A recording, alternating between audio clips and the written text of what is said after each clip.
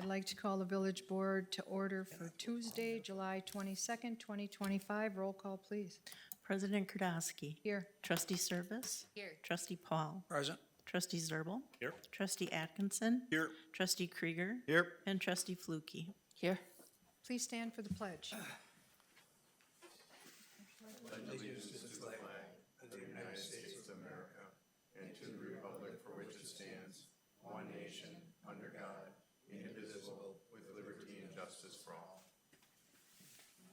And please remember all our men and women throughout the world in uniform.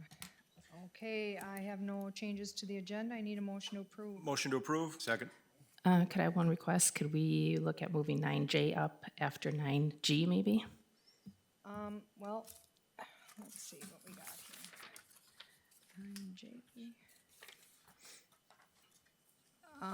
here. The only, this is my suggestion, I would leave it the way it is because we have a lot of people in the audience that are here for other presentations and such, and I know that that one is going to be a lengthy one, so I would leave the agenda the way it is, but I don't have a problem with it, I agree too. The first ones will go pretty quick, but after that, let's leave it alone. so we have a motion and a second to approve the agenda as presented. All those in favor say aye. Aye. Aye. Opposed. Motion carried. 5A, action on the open and closed session minutes of the June 24th, 2025 Village Board meeting. Move to approve? Second. Motion and a second on those minutes. All those in favor say aye. Aye. Opposed. Motion carried. 5B, consider, discuss, act on the minutes of the July 15, 2025 Special Village Board meeting. Move to approve. Second? Motion and a second to approve those minutes. All those in favor say aye. Aye. Opposed. Motion carried. Number 6, comments from the public must be limited to items not on the agenda. Must state your name and address, limited to 5 minutes. The board's role is to listen and not discuss the item. Personnel issues cannot be discussed nor individuals named, and the board is not able to take action at this meeting. Is there anybody who would like to mention anything that's not on tonight's agenda? If you do, come forward, please. State your name and address for the record, please.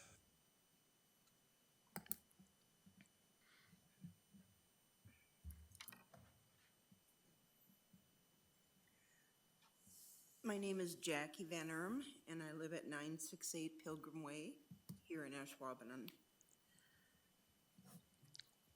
On Pilgrim Way, I was thinking that I had wondered if Ashwaubenon would consider raising the littering fine to $250 versus what it is now, and or make larger signs and put a few more signs along the way, because from Oneida Street all the way to Camere Street down Pilgrim Way, it's garbage, garbage, garbage, trash, trash, trash. People, I think, frequent the eatery places around Ashwaubenon, maybe in the mall or whatever, and if they travel down this Pilgrim Way, it's just throw it out the window. And that's very concerning that it's gotten worse over the years. And another thing that I would like to point out is that recycle or trash bins are put out, some neighbors are putting them out Sunday at 12 o'clock noon. Obviously, they don't care or they don't know what the requirements are on those recycle or trash bins. That would be it. Thank you. Okay, thank you, Jackie. You're welcome. Okay. Number 7, written communications or announcements. We have National Night Out coming out on Tuesday, August 6th. There's 5th. There's 5 events going on in our neighborhoods. So if any of the trustees want to attend any of them, or any of them are hosting them, hope to see you there. I usually try to make every one. The most I ever had to make was 13. That was a real trek. And then I also want to remind people that you have to register for large item pickup. It's really pretty easy. I just did it myself, first time in 40 years in the village. I registered for large, I never had any large items picked up. So it's pretty easy. If I can do it, anybody can do it. And we've got better compliance, but not 100%. And at some point, picking them up, and if they're not registered, at some point it is going to end. So just so everybody knows that, I want to remind you, register your garbage, large item pickup. Okay, moving on. Anybody else have any items, announcements? No? Okay, moving on. 8, consent agenda. 8A, consider, discuss, act on the Green Bay Packers Kickoff Concert 2025 special event road closure. B, consider, discuss, act on the special event application for the 2025 Festival Foods Turkey Trot road closure. C, consider, discuss, act on the non-renewal of the Class B beer license for 608 Axe Throwing LLC. D, consider, discuss, act on a recommendation to amend Section 3.10 Wage and Salary, Administration of the Ashwaubenon Employee Handbook.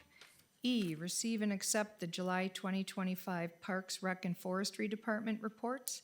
F, receive and accept the June 2025 investment reports.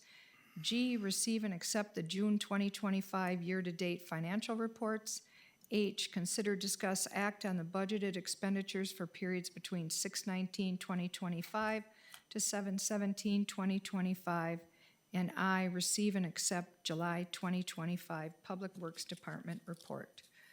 Does anybody want anything taken out to discuss, or I need a motion to approve? Move to approve the consent agenda. Second. We have a motion and a second to approve the consent agenda as presented. All those in favor say aye. Aye. Opposed? Motion carried. Anybody who was online or in the audience for any of these items, I know that we always have very riveting village board meetings, but you don't have to stay here for the whole meeting if anybody would like to go. So, just saying. Or you can stay for the fun time. Okay, number 9, items for discussion and possible action. 9A, public hearing on a conditional use permit application for vehicle sales at 1105 Ashwaubenon Street, parcel VA-204-3. Will. Thank you. So to go over this, Brandon DeBar, owner of NHB Auto, is requesting a conditional use permit for automobile sales at his business located on Ashwaubenon Street. If you're unfamiliar with that area, that building is just west of the intersection of Ashwaubenon Street and South Ridge Road. The area is zoned in I-2, heavy industrial zoning district, and the sale of automobiles is permitted with a conditional use permit. Under our village code, automobile sales are subject to the following standards, and I will read it for the record. Not to have more than one vehicle display pad for every 100 feet of street frontage. The vehicle display pad must be elevated up to 2 feet above adjacent displays or grade level. Have no vehicle display pads or racks that tilt vehicles in any way to show the underside unless located in a showroom. Not display vehicles or similar items on top of a building. Have no outdoor speaker or public address system that is audible off-site. Display no other materials for sale between the principal structure and the street. Not test drive vehicles on residential streets. The applicant indicates that they will be selling vehicles from the parking lot and using 5 parking spaces, so the section that talks about the display pads will not be applicable with the current setup that they're looking at. There is additional parking on site for customers and employees as well, both in the front and the rear of the building. It should be noted that the property is going to be focused heavily on sales, and there will be no vehicle repairs, salvage repairs, or any bodywork performed at the property. Okay. So this is a public hearing. Is there anybody in the audience or online that would like to speak for or against this item? Sir, could you come up to the table and state your name and address for the record, please?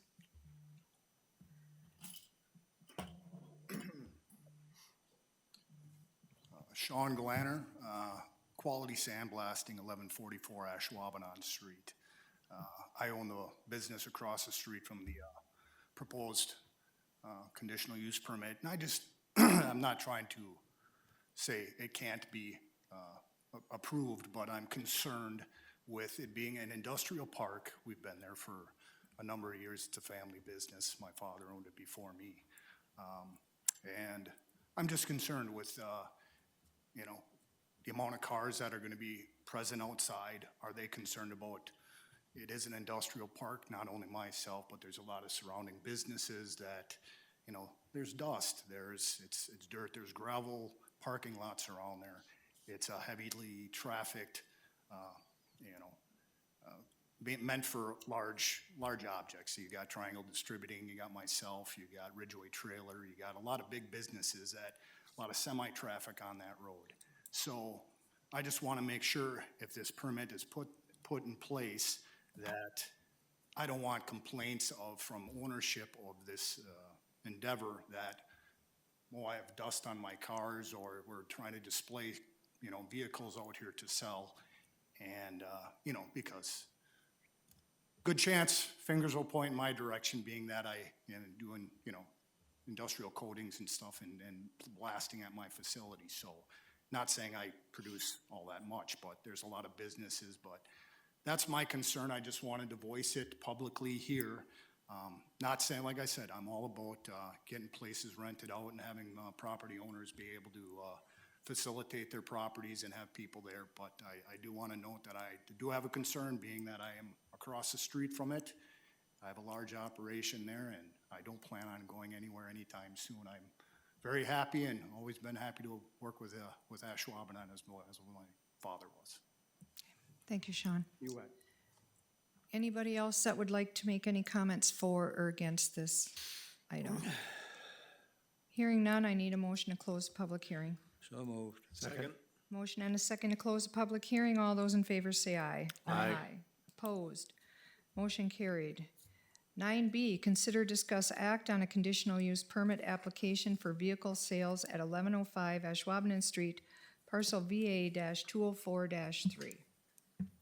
Okay, Will? Basically, the exact same information I said. I did forget to mention one aspect. The Ashwaubenon Planning Commission did review this at their July 1st meeting, July 1st, 2025, and they did recommend approval of the conditional use permits. Okay.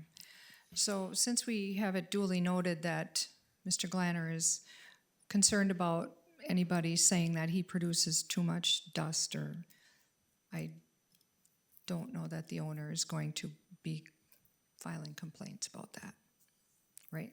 Yeah, I'm not sure, obviously. Okay. Obviously, dependent on the situation, but Okay. I just have a couple quick questions, maybe for Will. I went out and looked at the property today, and it's kind of in a strip mall.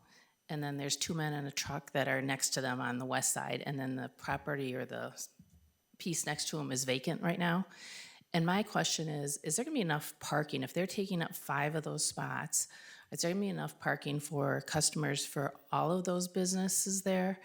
And I did walk around the back of the building and saw that where they're going in the back, and they're gonna have some display cars back there. Are they gonna have anybody parking back there, like people that are coming? Because it is really tight, and I'm concerned about, you can't see around the corners on that building. For if a car's coming, they could hit someone before they even know anyone's there. So that's my concern, if customers are going to the back of that building to look at the cars. so looking at the plans here, just in the sheet that was prepared, it looks like all of the parking in the rear is going to be for employees only. Customers will be parked out front. And none of the other businesses in that strip mall have any concerns with parking, or you don't have anybody get back to you with concerns on that at all? No one raised concerns with Aaron or I. Okay, thank you. Somebody Well, want- I'm sure in the lease, each tenant has a number of spots, so I'm assuming they know how many cars they can park out there with in accordance with the lease that they signed with the owner of the property, so I don't see a problem with that at all. So if no other questions, I'll move to approve the sale of vehicles at 1105 Ashwaubenon Street. I'll second it. Okay, we have a motion and a second to approve the conditional use permit for vehicle sales at 1105 Ashwaubenon Street, parcel VA-204-3. Any further discussion? Hearing none, all those in favor say aye. Aye. Opposed? No. Motion carried. 9C, consider, discuss, act on a resubmitted site plan review request for the Commonplace Building 2 at 670 Mike McCarthy Way, parcel VA-55. Will, So to go over this real quick, this is a resubmittal. Nothing has actually changed in any sort of the plans that were submitted from the developers. But I'll give just a brief summary real quick. So Merge Urban Development is requesting the site plan review for the second building to go up as part of the Commonplace Apartments. This will be Building 2. It is a 5-story mixed-use building that it currently sits on Mike McCarthy Way next to the existing Commonplace Building 1. To go over it real quick, it'll be 91 units and also consists of multi-use, including restaurant space, retail space, and a couple other uses as well. In looking through everything, they actually submitted a revised parking plan, and basically the plan allows for enough spaces for the tenants to park as well, including street parking as well. To go over it real quick, it looks basically what phase 2 is going to do is it basically creates a U-shaped parking around the entire complex itself, allowing entrance both on the, I believe that would be west and east side of the properties. Basically, it doubles the current parking lot that is currently there. But otherwise, nothing has changed. This plan was submitted last year and has since expired, which is why they need to resubmit it for board approval. If you have any questions, I could do my best to answer them. This was brought in front of the plan board and site plan committee that I'm on. We had no problems with it, like it was said that nothing has really changed there. So if there's no other questions, I'll move to approve. Second. we have a motion and a second to approve the resubmitted site plan review for the Commonplace Building 2. Any other comments? Hearing none, all those in favor say aye. Aye. Opposed? Motion carried. Okay, 9D, consider, discuss, act on a third amended development agreement with Merge Urban Development for the Commonplace Building 2 at 670 Mike McCarthy Way, parcel VA-55. All right, thank you, Madam President. This is tied to the previous action with the approval of the site plan for the Commonplace Building Number 2 at 670 Mike McCarthy Way. Previously, in addition to an approved site plan, the village board had come to terms and agreement on a development agreement that provides tax increment financing assistance for this particular project through a pay-go method. That project obviously didn't kick off within the terms or timelines as outlined in that development agreement. This third amendment essentially extends the dates for commencement of construction and completion of construction. The terms of the incremental financing incentive are the same as they were under the prior agreement. Again, we're just simply changing dates to align with their planned start and completion of construction. I'll move to approve. Second. Motion and a second to approve the third amended development agreement with Merge Urban Development for parcel VA-55 Mike McCarthy Way. Any other comments? Hearing none, all those in favor say aye. Aye. Opposed? Motion carried. 9E, consider, discuss, act on appeal of denied operator's license Isaac Gay. Chris. Isaac is not here. And he said he was going to be, so I move to approve, uphold the denial. Second. Okay, so we have a motion and a second to uphold the denial. Correct, Jay? Correct. Okay. Any other comments on this? Hearing none, all those in favor say aye. Aye. Opposed? Motion carried. 9F, consider, discuss, act on a Class B beer, Class B liquor license request for District Poorhouse. Chris. So District Poorhouse is requesting approval of a Class B beer, Class B liquor license for the premise at 686 Mike McCarthy Way, the Common Place. All paperwork and corresponding fees are paid. April Smith, the owner, is here to answer any questions, and just for the board to know, the Public Works and Protection Committee recommended a Class B beer, Class C wine license, not the full liquor license. Okay. Any questions? My question to April, wherever she is out there, you had your financial attachment, you know, what you're anticipating with your business. The fact that you couldn't get a full liquor license, a Class B, is that a worry for you because you have now a beer license and a wine license only? Is that going to affect your financial estimates? April, could you come up and state your name and address for the record, please? April Smith, 460 South Huron Road, Green Bay. Yes, to answer your question, it does make a significant impact. I prepared a statement if you want me. Is it negatively impacting? Is that what you're saying? Yes, Okay. it does negatively impact. So are you still planning to go ahead with the project then, or with opening the restaurant? We're discussing it. Okay. We were hopeful that we were going to be able to explain our projections and just on the customer and the revenue side in this evening's comments. And just to clarify, your business would be in the bottom of the Common Place, the first building, correct? Correct. Okay. Yes, that's correct. Okay. If you'd like to read your statement, go ahead. I would. Okay. Just so you know, it's a little nerve-wracking being in front of everybody. We're not that scary. I know, but this is like super, super meaningful. Okay, so as I said, my name is April Smith, and I'm here alongside my husband, Ty, and we're speaking on behalf of District Poorhouse, which we are a locally owned, community-driven business that we're really excited to be part of the heart of Ashwaubenon. District Poorhouse is a full sports bar, full restaurant, and live entertainment venue.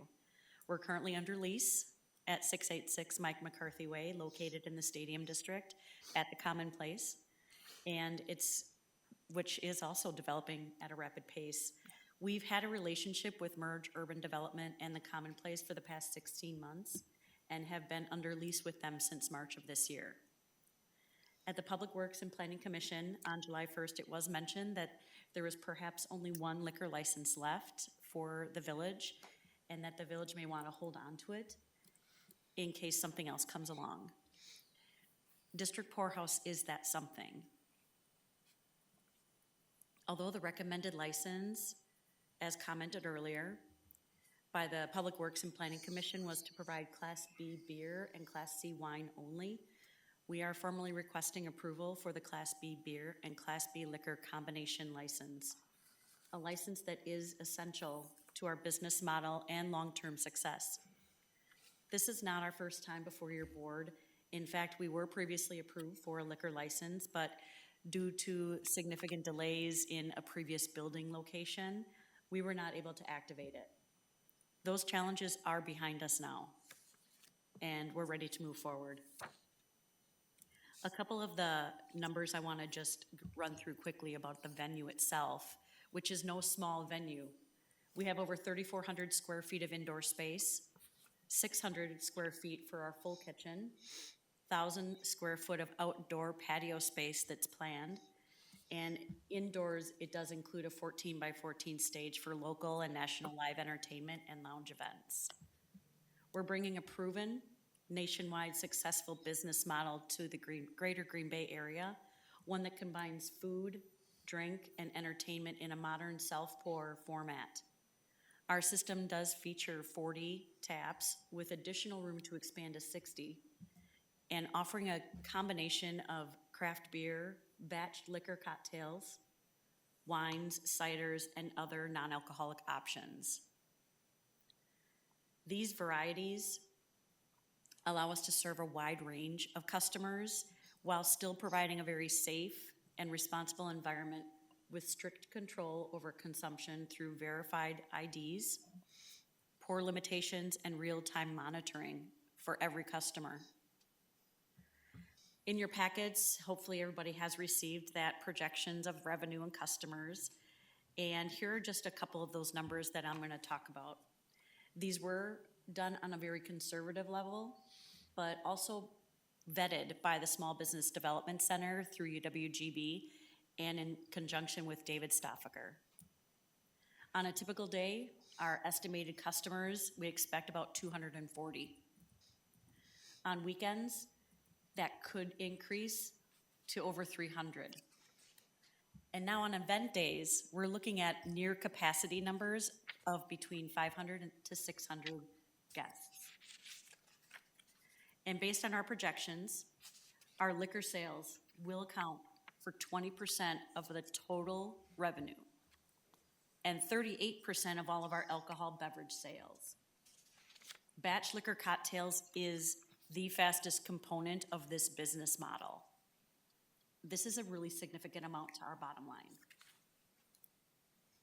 The founder and CEO of Pour My Beer, which is the technology behind the self-pour format, Josh Goodman, shared with us, and we have spoken with other businesses, similar size all across the nation. They also have liquor sales, specifically, in the range of 20 to 24% of their total revenue. We're more than just a corner bar operation. We are dependent on all of these revenue streams, including liquor, to help drive our success. Taking over 20% of our revenue from the start is greatly going to impact our chances of success. Batch cocktails bring a premium experience and an upgraded experience to our customers. We are a destination, a place for people to gather for live music, community events, and memorable experiences. We are committed to responsible service, community engagement, and economic contributions.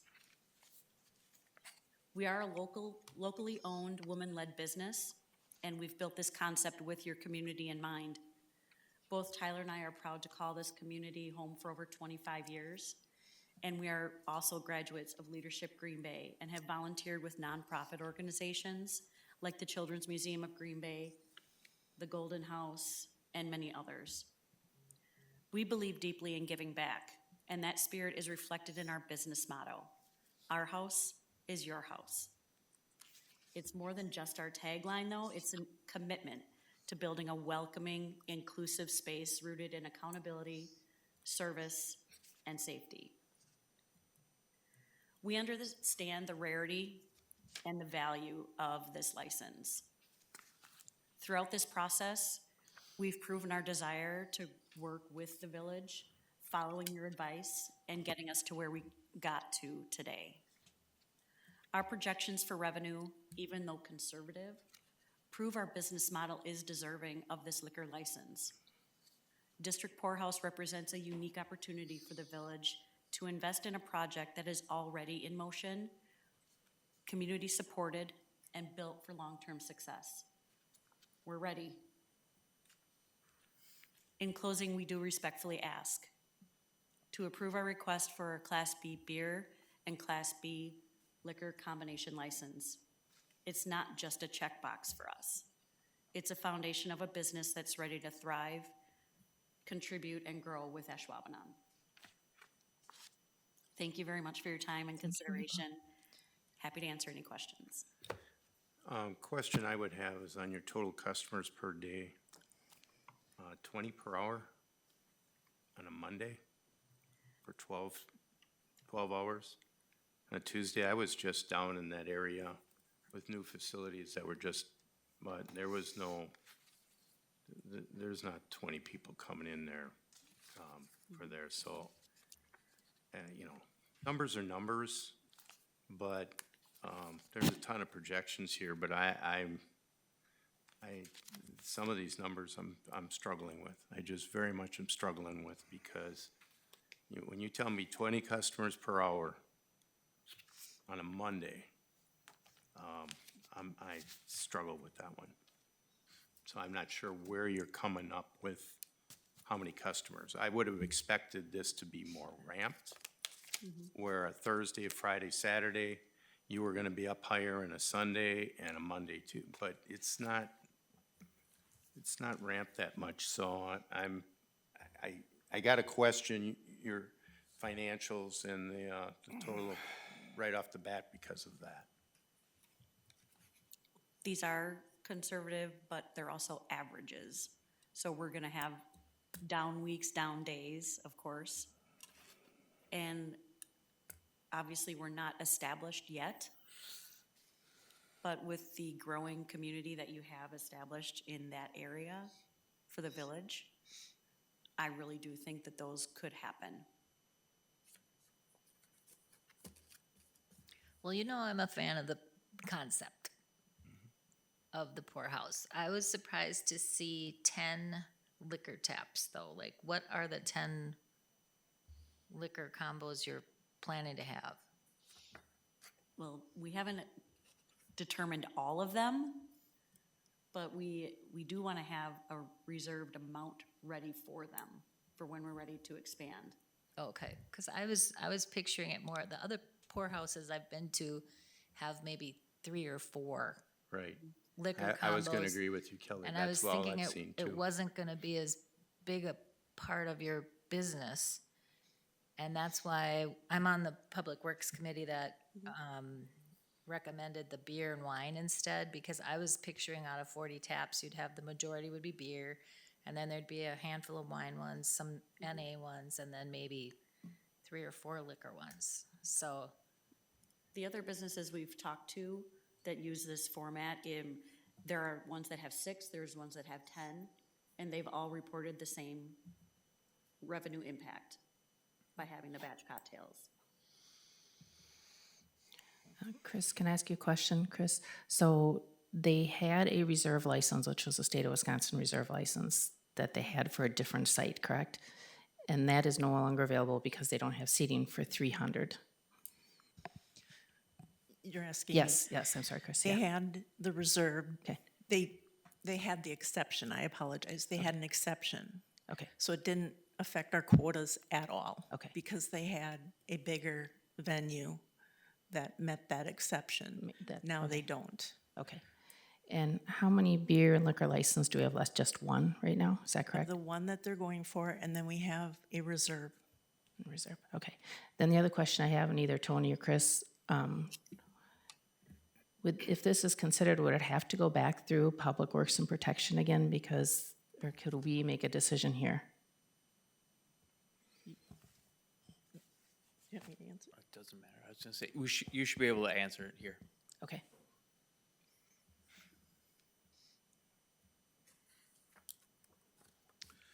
Question I have, you said you've taken on the lease in March. What have you done with it from March till this time? Paid it. We haven't made any movements on the build-out yet because we're waiting for this meeting. Okay. So what if we grant, let's say we grant the Class B beer and the Class C wine, and you guys decide you're just not gonna open because you're not feeling you're not financially viable, then those licenses just come back to us again, correct? They would have to surrender it to us.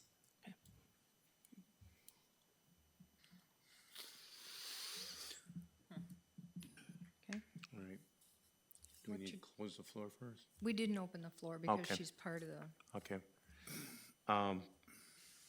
I'm gonna make the motion to just stick with what we did with the Class B beer and Class C wine. I'll second that. okay, we have a motion and a second to grant the Class B beer, Class C wine license for District Poorhouse. Any other comments? Hearing none, all those in favor say aye. Aye. Opposed? Motion carried. Thank you. Okay. What?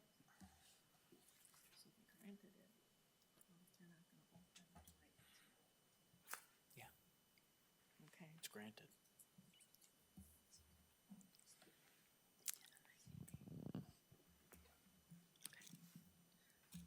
Okay, so 9G, consider, discuss, act on a contractual agreement between the Village of Ashwaubenon and Fair Market Assessments, Inc. for property assessment services for calendar year 2026, 2027, and 2028. Yep, thank you, Madam President. As indicated in the staff report, we are looking to create an extension contractual agreement with Fair Market Assessments, Paul Diener and Mike Diener at Fair Market Assessments for those assessment service years of 26, 27, and 28. If you recall, last year, we agreed to extend the contract for 1 year to allow Fair Market Assessment to analyze their capacity to maintain us as a client, just based on the service load that we have. Based on that review, they have determined that Ashwaubenon is a preferred client, and they're going to continue to service the village, which we really appreciate. I think Paul and Mike have served the village very, very well for the many years that they have served us as our assessor. And no offense to Paul or Mike, most people don't necessarily appreciate what an assessor does, but Paul and Mike do it with integrity, dignity, and they serve the citizens really well in their effort to work with them. So we're really appreciative of Fair Market and their service. As had been described in the cover memo, 2026 marks a year where we would look to do a full revaluation. If you recall previously, in fact, prior to the last contract extension, the board agreed that under today's current environmental market, it's probably appropriate for us to look at a revaluation once every 3 years. 2026 would mark that 3-year period. And that is reflective of the fact that we are currently out of compliance in our assessment ratio at present. So having that revaluation will allow us to regain compliance again. We're probably around the low 80s of assessment ratio, so that's pretty considerable, not ideal. So 2026 certainly would mark a good year to do that revaluation. With that, being that it is a 3-year extension, and in accordance with our conversations with Fair Market, we are looking to kind of space the cost out of that revaluation over that 3-year term. So that kind of levels the overall cost year over year to allow us to appropriately budget for those dollars. Okay, that answered my question, Joel. I was just questioning that, so. I just have go ahead. I was going to move to approve the proposed agreement between the Village of Ashwaubenon and Fair Market Assessments for property assessment services for 2026, 27, and 28. I'll second that. Okay, we have a motion and a second. Comments? Under discussion, I would like to thank Paul and Mike as well. They've done a great job for the village, and I'm glad that you guys are able to keep us as a client for the next years. One question I have, Paul, is the 2026 reevaluation, is that both residential and commercial? Yeah, it's all classes. Okay. The state does manufacturing, but all the other classes, we do. So, Okay, that's what I thought when I read it, but I wanted to make sure. Okay. yeah, there was only 1 year where we had to adjust residential. That was like in 2019. Outside of that, it was always all classes for the most part. Okay. Thank you. Paul, how many years has your family been our assessor? Dad started in 1999. Oh, sorry. Just want to get you. Sure. My dad started in 1999, and then I took over probably about 2017, 2018. He was still, involved in, and he is here and there right now as well, but not so much. But yeah, since 1999. I know you've been around a long time. I just Yeah. you were here before I was then. Yeah. Yeah, you've always had a Diener somewhere, so. And you got 4 of them coming up now, Paul. so- Yep. Yep. It's gonna be a long time before my kids would take over, so if they want to. I would like to thank you too, Paul. We've worked together now for 20 years. We've done 20 board of reviews together. Yeah. So, yeah, thank you and your dad for what you do. No, It's a you tough guys job. are always good to work with and always appreciative, and we like working here. I always tell Joel it's one of my favorite places. There's properties around here you don't get anywhere else. It's fun to walk through them, and I've been on the roof at the Microsoft building and title ton offices, and who gets to say that? It's nice working here. So thank you. Good, thank you. Okay, so we have a motion and a second to approve that contract with Fair Market Assessments. Any other comments? Hearing none, all those in favor say aye. Aye. Opposed? Motion carried, thank you.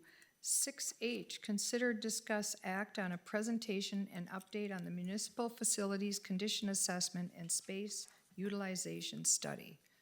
Joel? All right, thank you, Madam President. I'm going to share my screen, which will provide the presentation that Melissa from Wold Architects is going to walk through, and come on. Well, let me do this a different way, because I don't think you need to see the slides. Just bear with me for a moment.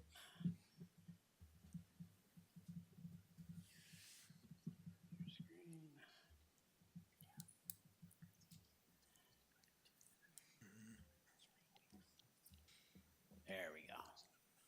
All right, Melissa, I'm going to hand it off to you.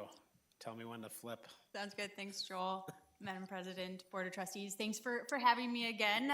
Hopefully you guys remember me from a few months ago. Today I'm excited to kind of show you and kind of present to you what I would say would be our recommended or suggested recommendation as we move forward in terms of the master plan and what we have come up with. So that's really what we're going to do today is go over a brief overview of the process. I want to make sure you guys understand what we've done thus far.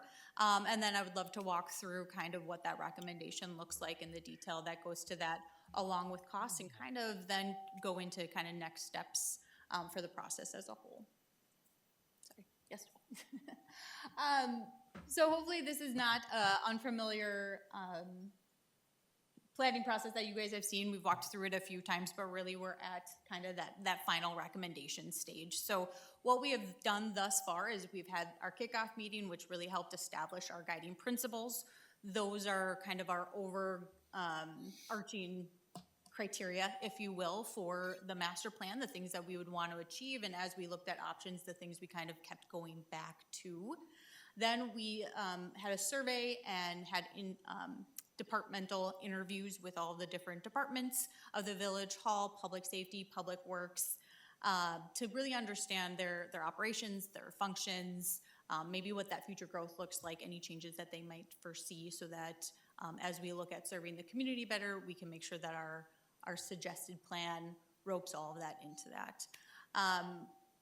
We then came and saw you guys, talked about what our need was, or what that approved need, agreement on the need was, and then we really started looking at options, and that's what you guys saw the last time that we were here, were those options that we evaluated. Part of that is looking at what's the best for the community in terms of location of maybe facilities. We looked at future growth, what do the size of facilities might need to look like, in terms of your growth in terms of staff, the services you want to provide, along with cost as well. So then today is really, like I said, bringing you guys our suggested recommendation for that master plan as a whole. As I stated, our first kind of kickoff meeting really was establishing those guiding principles. I will not go through each one of those, but these are the overarching criteria and things that we wanted to try to accomplish as we moved forward on this, through this process. And when we talk about the suggested recommendation, this is what we set in place. It's really kind of 4 priorities, looking at the different facilities and departments that you have at the village. And so the first priority would be Public Works, and kind of looking at that facility as a whole, you know, what, how you function today, what does the equipment look like, what is the public interaction in terms of some of the community spaces you have over on that side of your campus. Priority 2 is looking at kind of public safety. And throughout this process, we've evolved from looking at an addition renovation to this building to a brand new facility somewhere. So that's kind of what we're calling our priority 2. Priority 3 would be renovations of your village hall here, in terms of changing kind of the customer service model, making sure it's more customer friendly and that it's more wayfinding, not having multiple doors and counters for your community to go to that maybe they don't know which door or counter to go to, just a little more ease of access. And then priority 4 is really renovating what is currently your public safety facility for Fire Station 2. So I will walk through each one of those, but that is today, this is our kind of recommended solution that we would like to put up for recommendation for you guys all for our master planning as we complete this process. We'll first look at priority one, which is public works. Again, we went through the space needs, so looking at what is there today along with what is that proposed. So we looked at offices, the warm vehicle storage, and then we looked at all of the cold storage facilities that you guys have as well. Cool, thank you. Yeah. This is kind of the overall site plan, if you will. We looked at, how could we utilize what's there today in terms of the existing facilities. So everything in gray today is the existing facilities. Everything on the left-hand side is the village hall where we are today. So the gray buildings are existing, the maroon buildings are kind of the new added facility or additions that we would propose. So as you can see, adding a fairly large addition onto Public Works, which means relocating a few other items in terms of like your fuel island, your cold storage that's currently there, obviously extending out. Does mean we're affecting the soccer field that is there, the community gardens as well, and the waste yard. So as you can see in like a lighter maroon, that is where we are planning, at the moment, proposing those items to be located. We don't want to get rid of them. We've talked about where the best location is. I believe for this time being, we are thinking on this site, since it's a spot people know that these are here, that we would want to keep them here. So as you can see, we're trying to keep them to the far side so that we can kind of separate that public interaction amenity spaces to where the public works would be utilizing their space. Sure. Thank you. This is just a brief overview of what that heated the heated garage addition would look like, along with some of the renovations internally for public works on that existing facility that you have. And then as we look at cost, we did kind of parse it out so you can see square footage numbers that we are working with. We are partnering with Kraus Anderson on this. They are a construction management company, and so that's where we're getting our numbers from. So they're taking, the hundreds of projects that they do a year to really understand what these numbers are. So we're not just pulling something from the air. They're tried and true and kind of industry standards that they're currently using. The numbers have been inflated as we've gone through the process. We realized we want to really do construction in 26, 27 timeframe, and so these numbers do reflect that 26, 27 construction timeline. And so we've also line item out, so you can look at the renovation of the public works, addition to the existing public works, the relocation of cold storage, new cold storage, a new salt shed, and then the relocation of the fuel island. When you looked at the site plan, all of these items were represented in there. We want to make sure we're looking at the project as a whole. So we tally up the construction cost. We do add that project cost multiplier, which is the 32% that includes fees, testing, any maybe site contingencies that we might be looking at in terms of hazardous or other things that might be there. Anything that you would think of in terms of furnishings or equipment that they might need as well. So then a project cost is roughly just a little over $24 million for that project.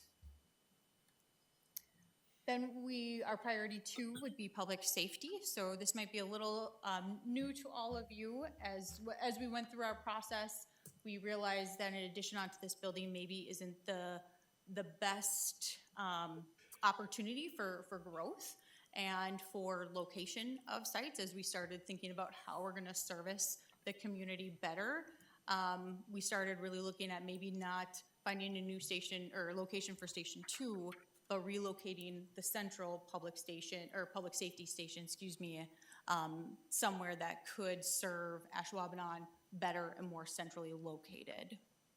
And so that really brought us into a new public safety facility. The space program that you see up here does represent a new facility.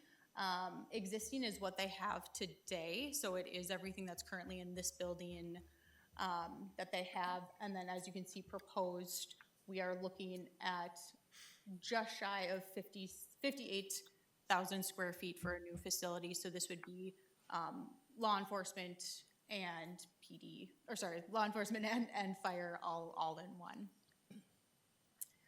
We've looked at a couple different options. Again, this is very high level, not knowing site, not knowing really where it might be orientated. We just wanted to look at relationships. So that's really what these couple plans do. There's a couple options that we have. Option one is everything on a singular level. As you can see, we are accommodating for a new lobby, reception area, new administration, PD fire support spaces. Those are going to be our dorm rooms, the day rooms, the living spaces, headquarters that are needed for the 24/7 service that they provide for the community.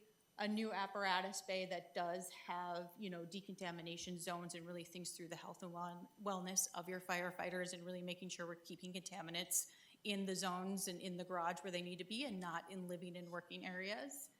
And then moving on to the vehicle storage, so that would be your law enforcement vehicles being stored there, having a separate area for evidence, and then the firing range and sports spaces for that. Option two is looking at a two-story level, and it's really a similar concept as option one, but it's just bringing kind of some of those quieter spaces, those day rooms, dorm rooms, up to that second floor. Ideally, we try to get everything on a single level, but again, not knowing the site, we wanted to look at a couple different options, and this is still very much in flux, and we wanted to make sure you guys saw that it's very much still in flux in terms of what we're thinking about doing, but this is a couple different options of what we could do for the public safety facility, if you will. Thank you. We then looked at the cost for what that facility is. Again, Public Works, since it was our priority one, we kind of know where we're planning for those, the construction to start, so we were able to put a more finite cost to that. These ones we're still gonna stay in Q1 of 25, just because we know what those costs are today, and we don't know when the years are that we'll be planning for this. If it is gonna be, 28, 29, or even 30 potentially, we can add the inflation onto that once we know what that timeline might look like.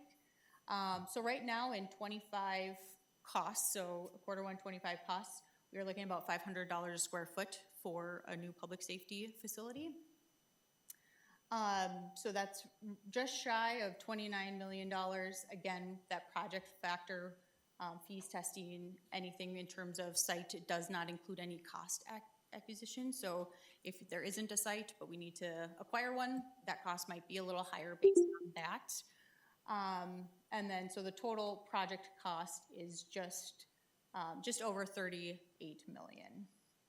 And again, this was our space program, was what that desired need is. If, the board comes back and says, we can't afford this, we can always look at how we can potentially pare that down or look at including, cost acquisition into this $38 million as well. So again, nothing is set in stone, still very much planning process.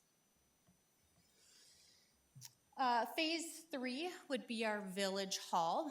Some of the rationale for this is once we're able to move public safety out of this facility, we're actually able to utilize the existing public safety facility for village hall. So that is partly why this becomes a priority 3 in the planning process. Again, we took the village hall existing, we did remove the public safety. As you can see, it's a 0 in the proposed. That's really the only thing that has changed. And so overall, gross square is 27,000 square feet or just over. And again, that's fitting within this existing footprint that you have today. This is just an overall layout of where departments could go. I think we've looked at and we've been looking at where different rooms could go for this. We want to make sure that people understand we're still very much high level, still very much planning at this stage. And so we wanted to just show kind of orientation of where departments would lay out in the village hall today. No additions needed. Everything would be a renovation for that. When we look at that cost, again, we're looking at Q1 $25, that 21,000 square foot. We're looking at $226 per square foot for the renovation for this building. Just shy of $5 million. Again, we would have that project multiplier that can change as well. in terms of, if you reuse all furniture, what have you, but it does include, fees, testing. So it's about $6.4 million for the renovation of the village hall, excuse me. And then we looked at Station 2. So again, this is just, we're looking primarily on square footage. Here, as we know, and I think there's a desire to not keep the existing Station 2 that's there today. The existing square footage, again, you have that childcare on the upper level, and then what we would classify as support spaces in the apparatus bay of your existing facility. When we look at what that proposed Station 2 really wants to be in terms of square footage, we come to be about 11,000 square feet for their need. When we look at how that could fit into the existing footprint of the public safety, we would really look the apparatus bay that's currently there and where fire kind of dorm rooms and their living quarters are today, and that's roughly about 11,000 square feet. So we would be able to move in Fire Station 2 into that space relatively easy with no minimal cost. Obviously, there might be changes that you want to do, and that would be something you guys could choose to do, but there would be no cost. And then, as you can see, the area in green there's a thought where that could be utilized for future growth in terms of that fire station. Future growth for Village Hall could potentially be community spaces, but there's an additional, roughly, I think it says 9,000 square feet that could be utilized for the village as you grow. The thought is it wouldn't be mothballed, it would definitely be utilized. We just don't know what that is yet, and again, it's for that future growth of the village without having to add an addition or do something else in terms of building another building somewhere. The areas in gray are current garage spaces, and so the thought is that those would be utilized for either vehicle, the village has vehicles that they have that are parked outside right now.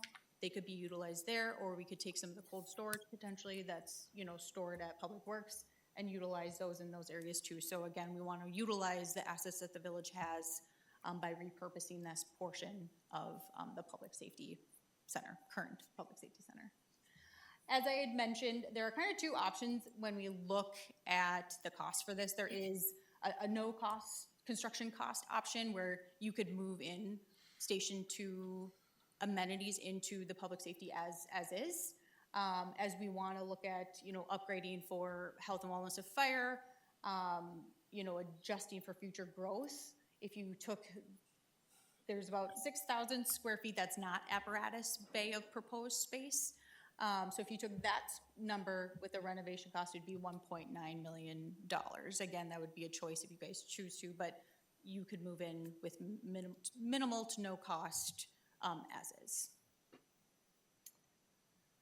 As I had indicated, we are here to kind of show our recommendation. So I've kind of gone through all of them, but to try to synthesize why we believe this recommendation is the way that we should move forward with, or the village should move forward with, is one, it's providing a better organization and operational efficiencies. One of the things is there's some compromises made with the existing facility, really on the public safety side, with when we were doing the renovation addition and just making sure that we fit on the current site. I think there was some also issues about response time and making sure that we're serving the village as a whole. And right now with the stations that we have, I think there's a lack of service, or the best service that could be provided in certain areas for the village. And so making sure that we're finding the best response times and looking at that is really one of the main reasons why we looked at adding a new facility. And as we look at the future growth and how we can utilize the assets that the village has, building a new public safety facility seemed to be the best response for that, as we talked about it through our core planning group process. Some people might wonder, I talked a little bit about phasing or what could be utilized, and another, it's kind of sequencing of why we think the priorities should be the way that they are and the way that we're showcasing them to you is one, priority one is Public Works. So that I think is its own, has some complications and phasing on its own. But that doesn't really get affected by the fire station or village hall or public safety sequencing that we would look into. So phase one would be maybe start the construction of the new public safety building. We know that might take the longest time. And so we would want to start construction of that. That then would allow the individuals in the existing public safety building to move out into that new building, which would free up temporary and transition space for Village Hall to be able to move over there, be able to renovate Village Hall, and then move Fire Station 2 into the existing public safety building. So you're not paying for temp space or temporary occupant space for your staff. You have with Village Hall being moved over to public safety during their time of their renovation, you would have a space where the community could still come in, not be burdened by the construction that might be happening. And it's in a location that they know to come here if they have village needs, and so it's not moving them to a temporary location in that meantime. And then like I said, phase 4 is the moving Station 2 into the existing public safety station. So this is just a summary of our suggested recommendation. As you can see, the priorities are up at the top with the buildings that we've gone through, and then we have all of the costs down below. And I apologize, I'm just looking at this now. Priority 1 doesn't have the updated cost, so I will update that. I apologize for that. As we look at kind of the next steps, like I said, this is kind of our conclusion of our master planning. Unless we are told otherwise, we are more than happy to look at other things. But from our past conversations with the core planning group, we believe that this is a really great recommendation, hence why we're here today, and hopefully to get approval to move, to kind of close the master planning process, if you will. As we talked about next steps, a few things that we would want to potentially look at would be a public safety pre-design. We need to figure out the right location for the new station. Part of that means maybe a response time or looking at where we're responding and how our community is being served. Taking a deeper dive into kind of the bubble diagrams that you saw here today, and then potentially moving forward with the design and pre-construction for priority 1, which is that public works project. As we think of funding and the timing, like I said, 26, 27 is kind of what we've been looking at. The chart below is just a brief schedule of what we would be thinking through in terms of that design and construction for that phase 1 or priority 1 project, which is public works. So with that, I will open it up for questions or comments. So roughly about $100 million would make us a state-of-the-art building. Greg, what do we got in general fund? Yeah, what I will say before Greg answers that, because I don't know that it's 100 million that we have available in fund balance. But what I will say, I think this has been a very fruitful process. We appreciate Melissa and Wald and Krause Anderson for the work that they've done. Because if you recall, the original concept was just what does Public Works need, but we weren't really looking at it holistically and globally across the entire organization. So I think this really brings the full picture of what our long-term facility needs are going to be over the long term. What I will say, and we've talked about it as a core planning group, even if we were going to be as aggressive as we possibly could and build these buildings as quickly as we can, meaning starting tomorrow we're going to go, it's probably still at least a 10-year outlook between start to finish. So if Public Works is the priority and the board is committed to that financial obligation would happen as part of next year's budget. So then we're starting to maybe look at final design work beginning in November. Construction may be starting sometime in 2026. It could be 3 years before we finish out the full build out of Public Works. During that 3-year window, now we're talking that Melissa was talking about. So we're, somewhere between that 3 and 5 year window is when you're really kind of focused on public safety and maybe the potential relocation of a new public safety building. That puts us at year 7, 8, 9, and 10 while you're renovating this facility. And again, this is an aggressive schedule. It's going to take at least 10 years. So I know it's daunting to look at the dollar amounts, And certainly those dollar amounts are gonna change, because those are based on today's figures. But this is still a 10-year window, and I think it's important for us to understand that bigger picture, because you will need to begin planning for it more constructively, because these are high dollar cost projects. And if it will become a priority for you, you will have to find balance over time to finance and fund these projects. With that being said, and Greg can kind of concur on this, we have a couple of really good opportunities over the next 10 years that are going to be beneficial for this larger scale opportunity. Number one, we have existing debt that's going to be retired over the next few years for existing large scale bonds for community center, pool, and PAC. So those are going to roll off. That'll free up some dollars that we would have otherwise had put towards those referendum projects. Two, the closure of TID number 3, or the Titletown District, is currently scheduled in 2029. That could potentially move up earlier, depending on how we handle the final closeout of debt for that particular TID. But that's going to be a huge opportunity for us to have some additional levy dollars available to support these projects. So timing is good. There's still tough decisions that have to be made and prioritization that has to be done as it relates to the final planning and design of these facilities. But we wanted to make sure that this is on the forefront of your mind so that you understand that these will be needs for the village, not necessarily all today, but certainly over the next 10 years that you'll want to take into consideration and prioritize over. The one joke that we have amongst our working group is that the vast majority of us will likely not be here in 10 years when all these projects are done, except for Brian Rickard. He'll be here, because he's the baby of the group. Okay. Yeah, it's, when you just look at the large scope of money, it's like, ooh. But you have to remember, our building here is 30 years old. You know, I very much appreciate the fact that we are looking at it, because that allows us then as a village to plan forward and to lessen the impact on the residents as you're growing your services and your facilities.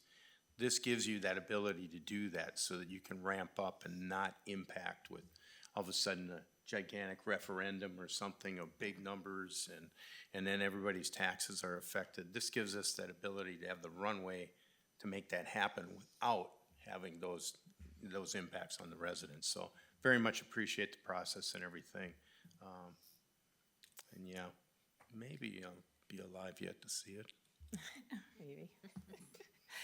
Is there any funding available from other sources, and maybe especially for the public safety that you're aware of, that they'd have some grants or anything available through the state or federal or even Public Works? I've actually been looking at that, Tracy. I was at my board meeting last week with the league, and I talked to some other mayors and presidents and kind of working on that. Oh, good. Yeah, there is always potential opportunities. Obviously, we do struggle in that regard just because of our current economic condition in the village. If we were a community that qualified for things like CDBG funds and things of that nature, we probably would be more apt to be eligible for grants. Not to say that there aren't some there. There certainly are. I don't know that they'll necessarily be sizable to cover a predominant portion of the cost, but there's certainly opportunities that we can explore.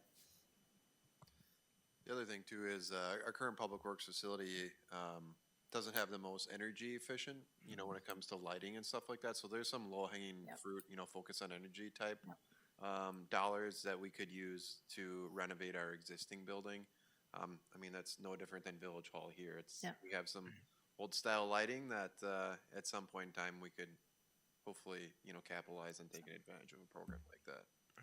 Good idea. And just to add, from a funding perspective, we would certainly pursue all available options. So we would work with our financial advisors, Baird, whether it's different types of bonds, it could be through state, state funding, whatever would be available. And they would have some expertise in other funding projects this size. So we would certainly look for everything and anything possible that would be out there.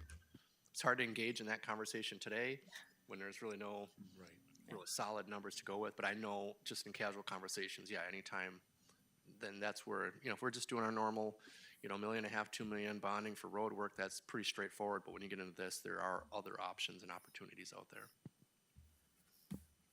With moving the compost pile, is that moving closer to a wetland, and is that gonna be a problem? Because don't they have really tight requirements for compost facilities? They do. Our current facility is actually just a transfer area, so the actual composting does not take place there.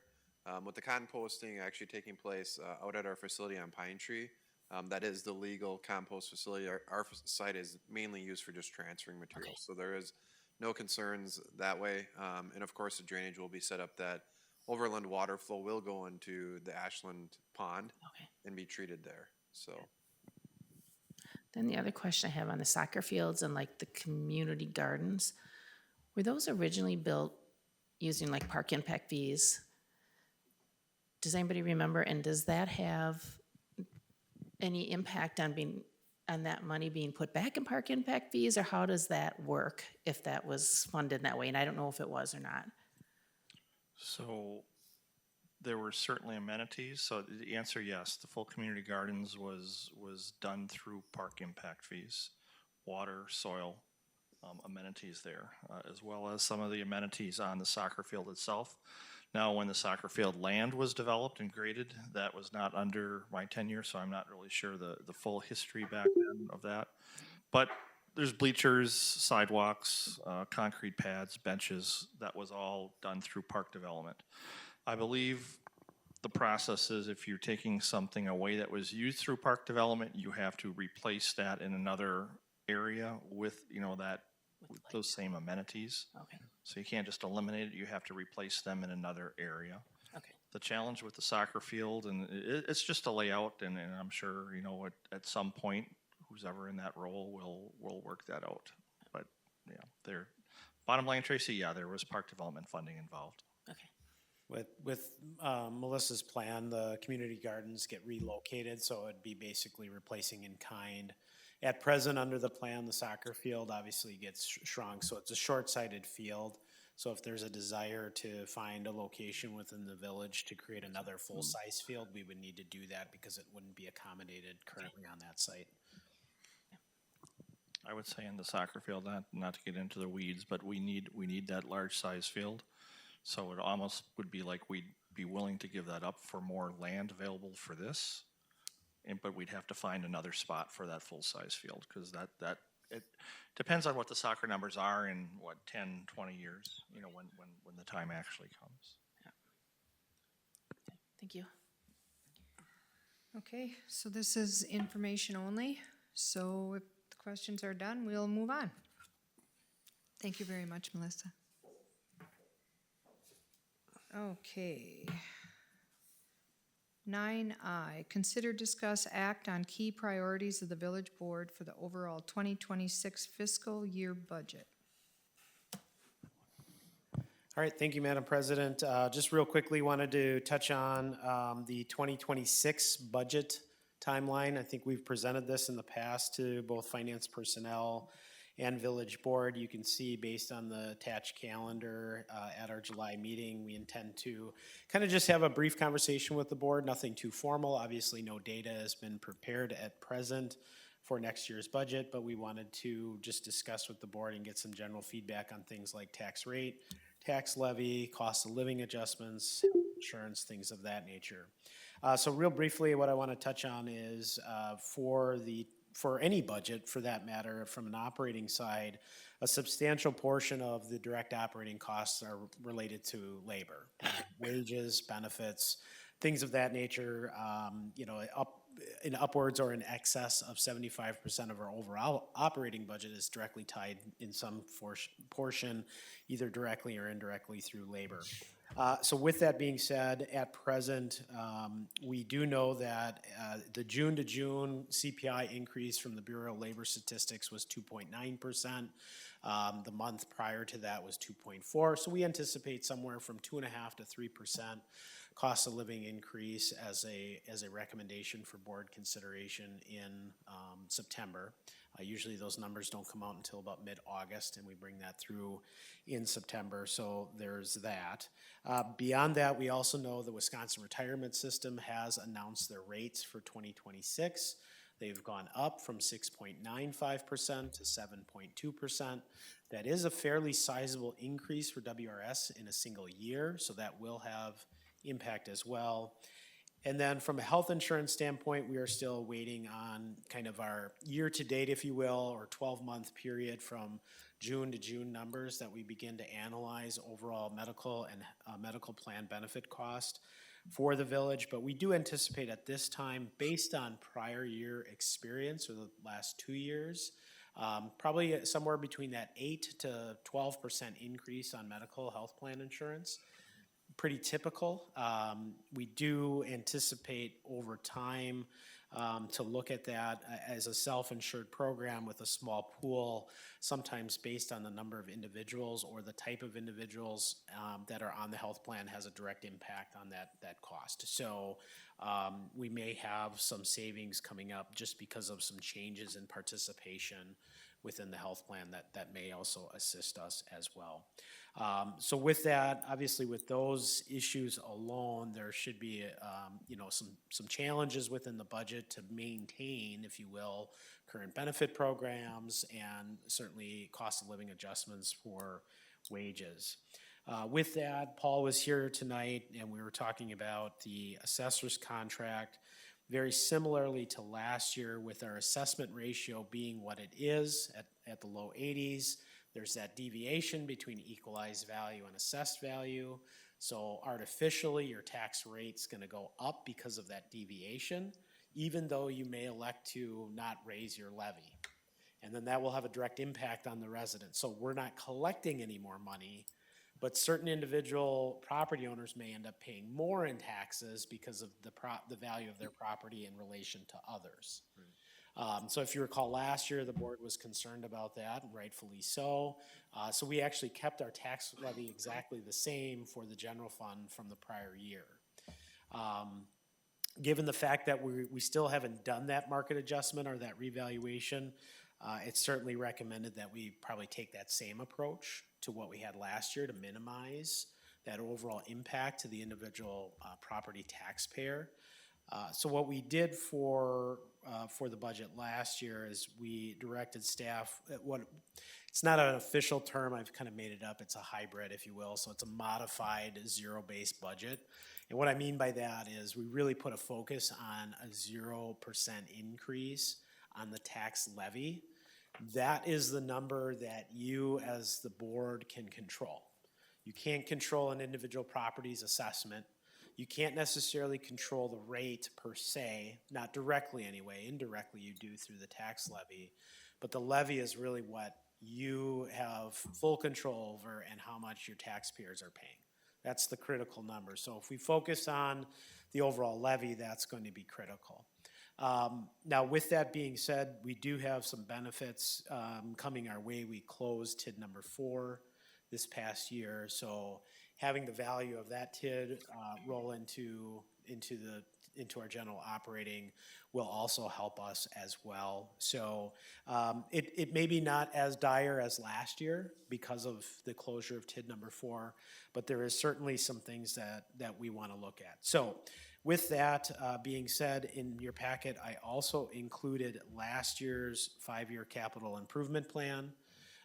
We are still currently completing and finishing up the update to that 5-year capital improvement plan. Greg, I believe we're looking at maybe August, September of bringing that back through board.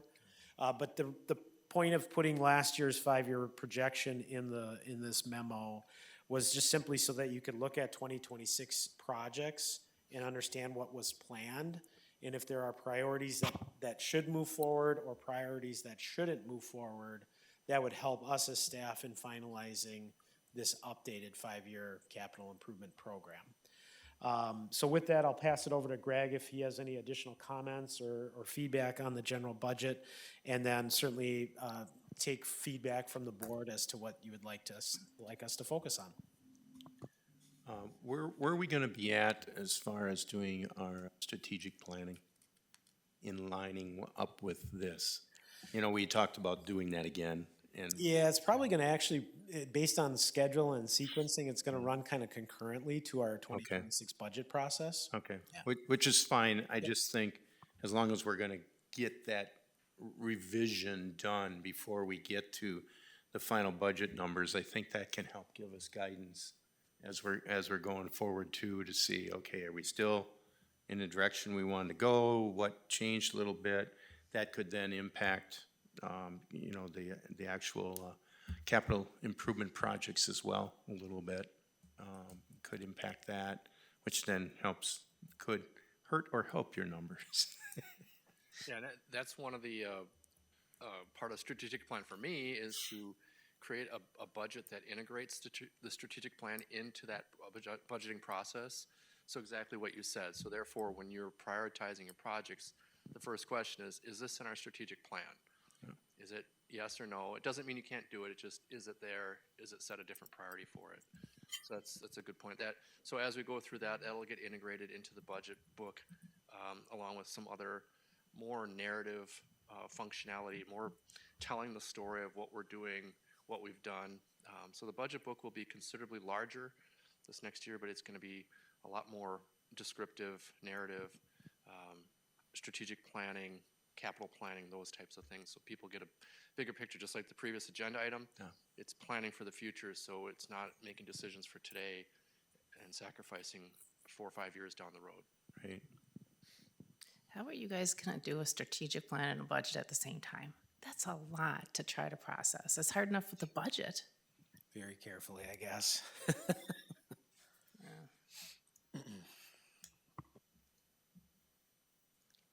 Greg and Sherry are awesome at the budget. The department heads do a great job.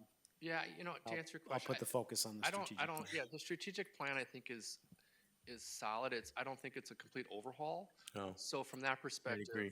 you take the pieces that we have in place and then a quick modification here and there should be easy to do. I wouldn't foresee us, you know, scratching it completely and starting over. If we did that, well, yeah, that might create some challenges, but we'll figure it out, so.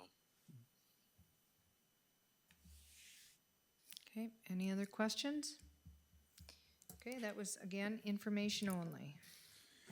Okay, 9J, update and presentation on code enforcement activities and research on municipal codes to regulate performance standards for noise, vibration, external lighting, odor, particulate emissions, visible emissions, and hazardous pollutants. Joel. Okay, thank you, Madam President. Will and I are going to tag team this presentation. This has been requested by the village board to be presented back to you. I believe the last time we spoke on this topic more directly or specifically dated back to maybe February or March of this past year before the NFL draft. It was requested by staff to kind of hold on further discussion and deliberation on this item just to kind of get us through that busy period of our lives. So this presentation is being presented to you primarily because of those prior discussions. The information that's contained in the PowerPoint is included in the agenda packet, is available online. There are a lot of words in the presentation. I am not going to read each slide word for word. Thank you. The intent is to provide context, so if people saw the presentation in our packet, they would have the information contextually to what was discussed. And again, as I mentioned, Will and I are going to tag team. First, what I want to do is talk briefly about what current village code talks about as it relates to public nuisances and enforcement. So we'll talk about the existing code. Then Will is going to discuss kind of and provide a review of current or year-to-date code enforcement activities dating back to 2024, 2025, talk about some history on that. We're going to focus more on nuisance-related issues and not so much some of the other ticky-tack things like signs, dogs running at large, stuff like that, right? The nuisance things that are relevant to the code, because there are more complaints that Will gets other than what he is presenting tonight. Not to say that that's not a lot already, but so we're going to do that. We're going to review some drafted ordinance options that we've presented in the past and further how they can further regulate issues surrounding those issues like noise, vibrations, odors, etc. and then talk about some resource requirements. I think that was requested by, I think, at least trustee Krieger. What would this require from a resource standpoint if we were going to staff and supply the appropriate tools to provide objective, effective enforcement? So real briefly, I just want to touch on, we do have a current public nuisance code. It's found under Chapter 11 of Municipal Code, and it essentially delves into the issues that will affect health and safety within the community, okay? So when you look at the definition of a public nuisance within our code, it's intended to be provide a broad spectrum of what is considered a nuisance, but with that regard, it still needs to be narrowed and focused to a specific issue and dealt with on a case-by-case basis, meaning one individual can't just say, well, that's annoying to me, it's a public nuisance, I want you to fix it. Okay, that one person doesn't validate whether something is considered a public nuisance. It may result in a public nuisance after further investigation and confirmation that this is a broader issue that does annoy or cause injury or some other broader context within the public realm. It may result in that. So the definition is broad in the essence that it can be a cover-all, but it still needs to be managed on a case-by-case basis to determine whether or not that nuisance is truly indeed public or private. So within Chapter 11, we talk about different nuisances stemming from air pollution, water pollution, and again, I'm not reading these word for word, noxious odors, and then street pollution. The code also, not under Chapter 11, but within Chapter 9, deals with loud and unnecessary noises. So noise is not considered a public nuisance, but it is regulated in essence that if it's loud or unnecessary, it could be considered a violation of village code and then enforced from that standpoint.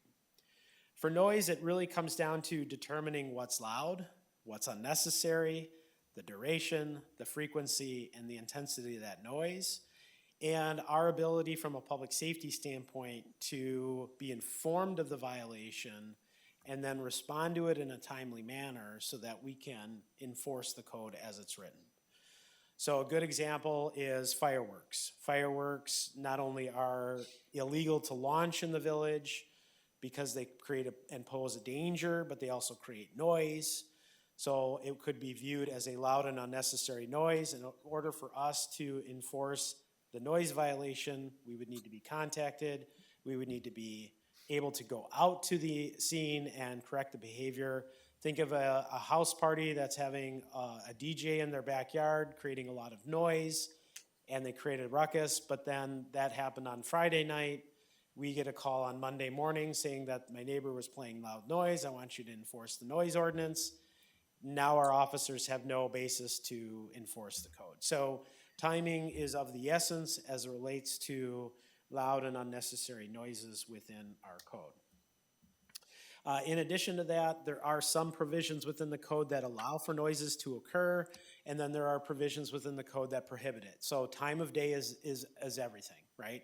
And then there are certain exemptions that are also applied. So construction sites, municipal utility projects, if we're out plowing the snow and we're backing and creating those beeping sounds, some would view those as loud and unnecessary, especially in the middle of the night when there's no one else on the road. Those are exempt from our own provisions. And then certainly emergency operations. So a fire truck is roaring down the street, lights and sirens, although Chief would say they're probably not having the sirens on late at night. But if they were, it would still be considered exempt. From an enforcement process, we want to kind of talk through the general process. So the village has long taken the stance that we enforce complaints on nuisance, or we enforce our nuisance code based on complaints received. Our staff isn't necessarily going out actively looking for public nuisances. So we take a reactive approach to it. So generally speaking, a complaint is submitted to our code enforcement, public safety, or some other village official. That official or the delegated or responsible party then goes out and investigates that to determine if a nuisance or a violation exists. If one does exist, or it is found to exist, a notice of violation is sent. So it's a key provision within the enforcement, is that we need to notify the individual creating the issue that they are in fact violating the code, okay? Now, ignorance cannot provide innocence, of course, but it's important for us to make sure that people understand the code so that they can adhere to it.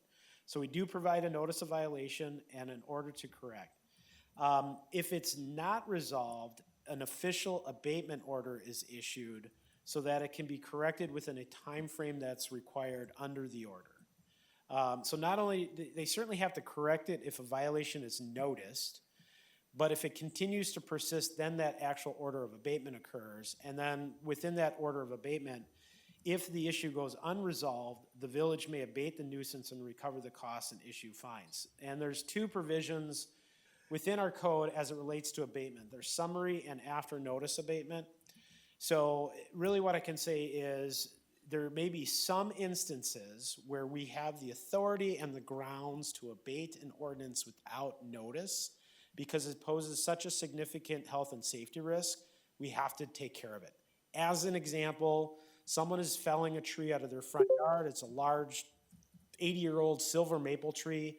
The tree falls in the middle of the street and is blocking traffic. That's considered a public nuisance under our code, and they would have to have that removed. So here it is, some DIYer thought that they could become an urban forester and decided to remove the tree, and now they've realized they just simply do not have the ability to cut up that 80-year-old silver maple tree efficiently, and now they're just gonna let it sit in the road. Well, clearly we can't allow that to happen.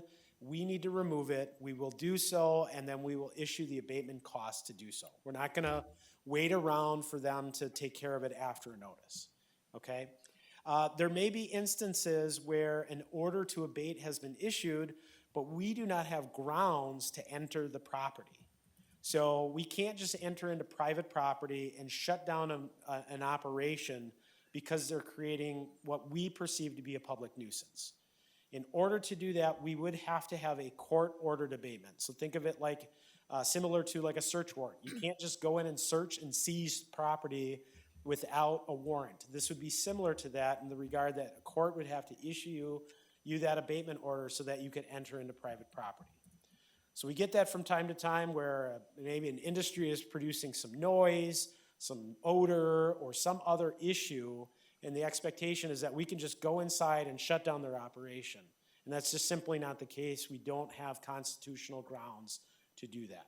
We would need to provide, we'd have to go through the effective constitutional provisions and due process in order to get that abatement. Then we get into the issue of public versus private nuisance. There's substantial case law as it relates to what's considered a public nuisance and what's considered a private nuisance. Now, as I back up to talk about, we've broadly defined what a public nuisance is. In order to then enforce that, we still have to meet the requirements of case law. And if we haven't done that, then our enforcement efforts could fall on face value, just in the fact that we did not really truly identify to the courts that this is truly a public issue versus a private issue. So under Wisconsin Supreme Court, the distinction between a public and private nuisance is that a private nuisance is a claim where a particular property owner is adversely affected by the nuisance. So I can't go out and enjoy my property. I can't go out and sit in my backyard and enjoy whatever I want to do in my backyard because XYZ nuisance is creating an issue for me to enjoy that. That's considered a private nuisance. A public nuisance is where the general community is adversely affected by the nuisance and not tied to an adverse impact upon a specific person or property. A good example of that would be someone is illicitly discharging pollutants into our sanitary system, into our stormwater system. Those systems are provided for the public benefit, and if somebody is discharging illicit materials down those areas, that obviously has an impact on the general public.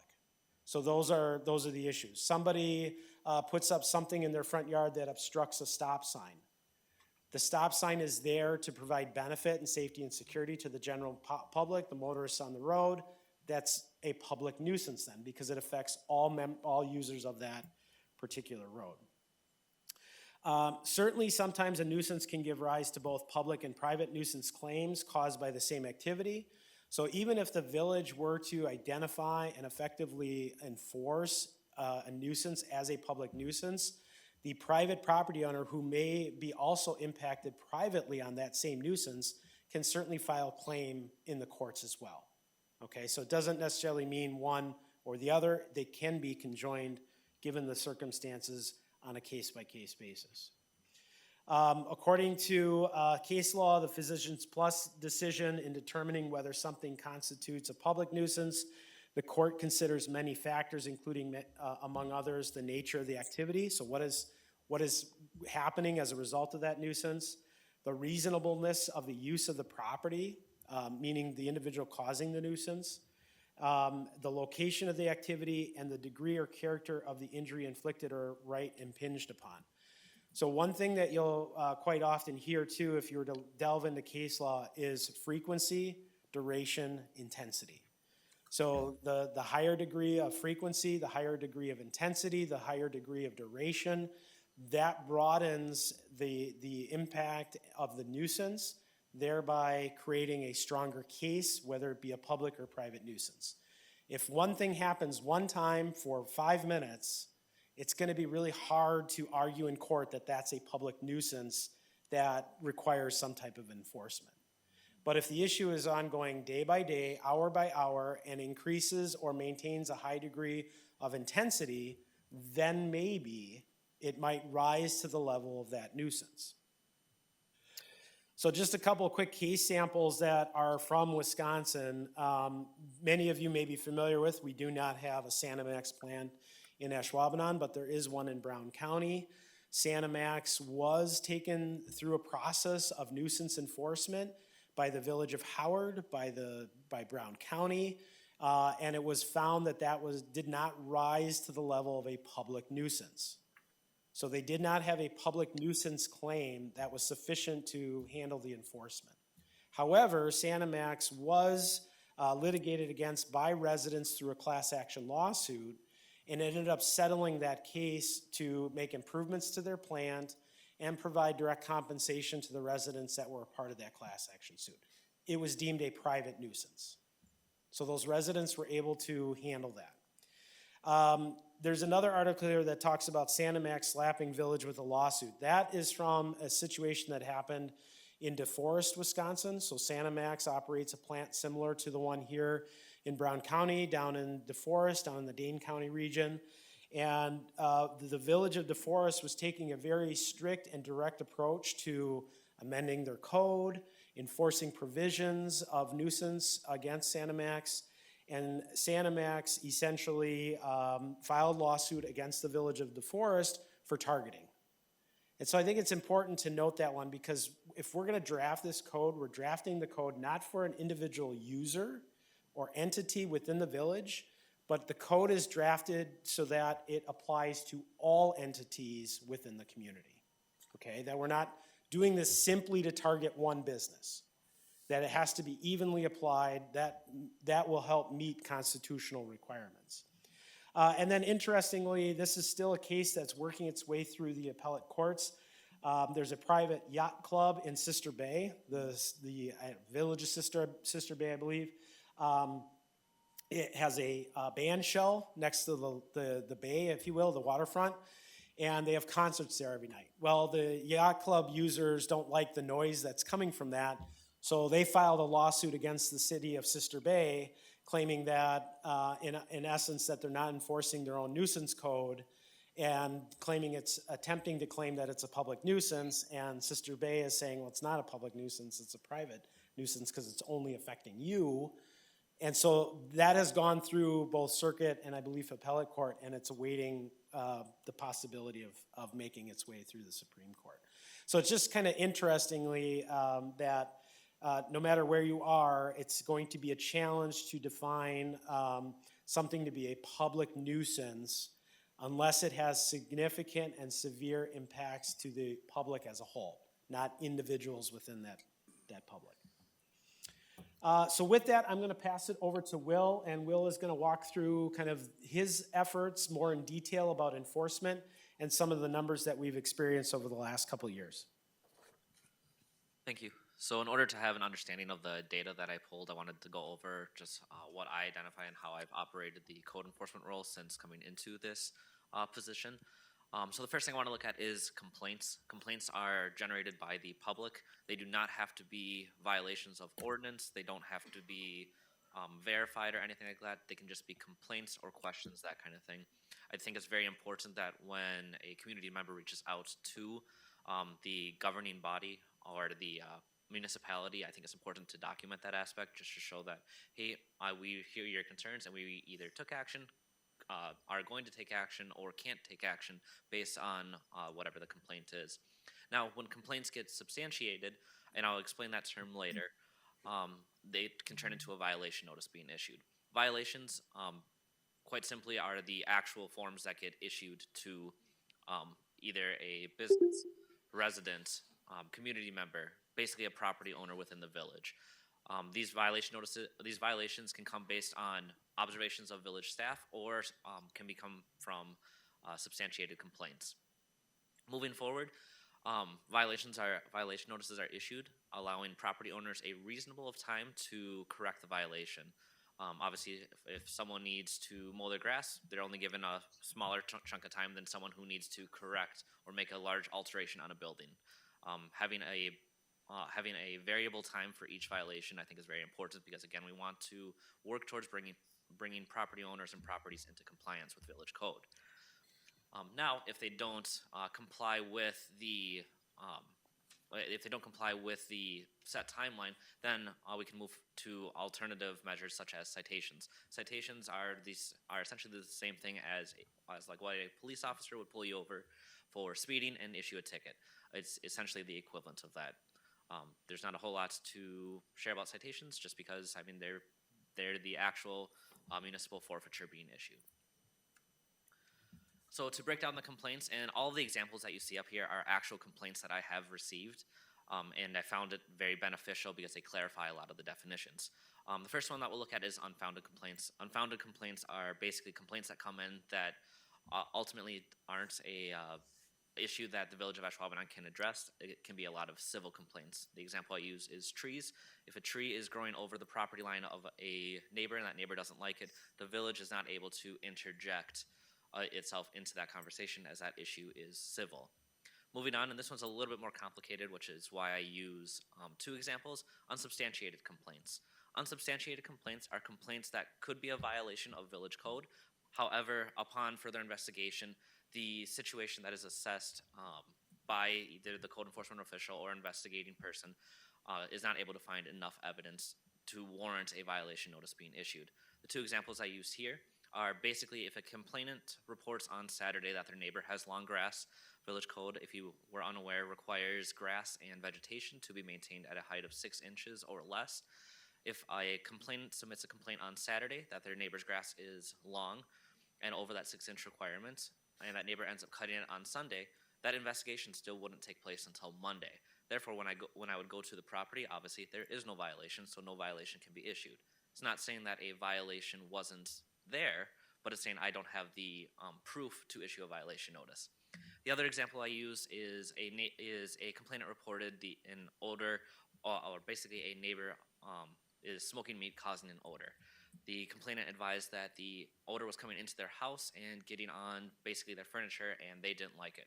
While the overall concept of an odor falls under the nuisance issue, the requirements of a public nuisance were not met in this case, so no violation notice could be issued. Substantiated complaints are probably the easiest to explain. They are basically complaints that I go and investigate and am able to find enough proof to issue a violation notice. Perfect example, I'll go back to the lawn example. Someone reports their neighbor has long grass. I go there and find that the grass is definitely and very clearly over 6 inches. Violation notice gets issued. The last one is kind of the catch-all. Basically, it's what I call administrative closure or no finding.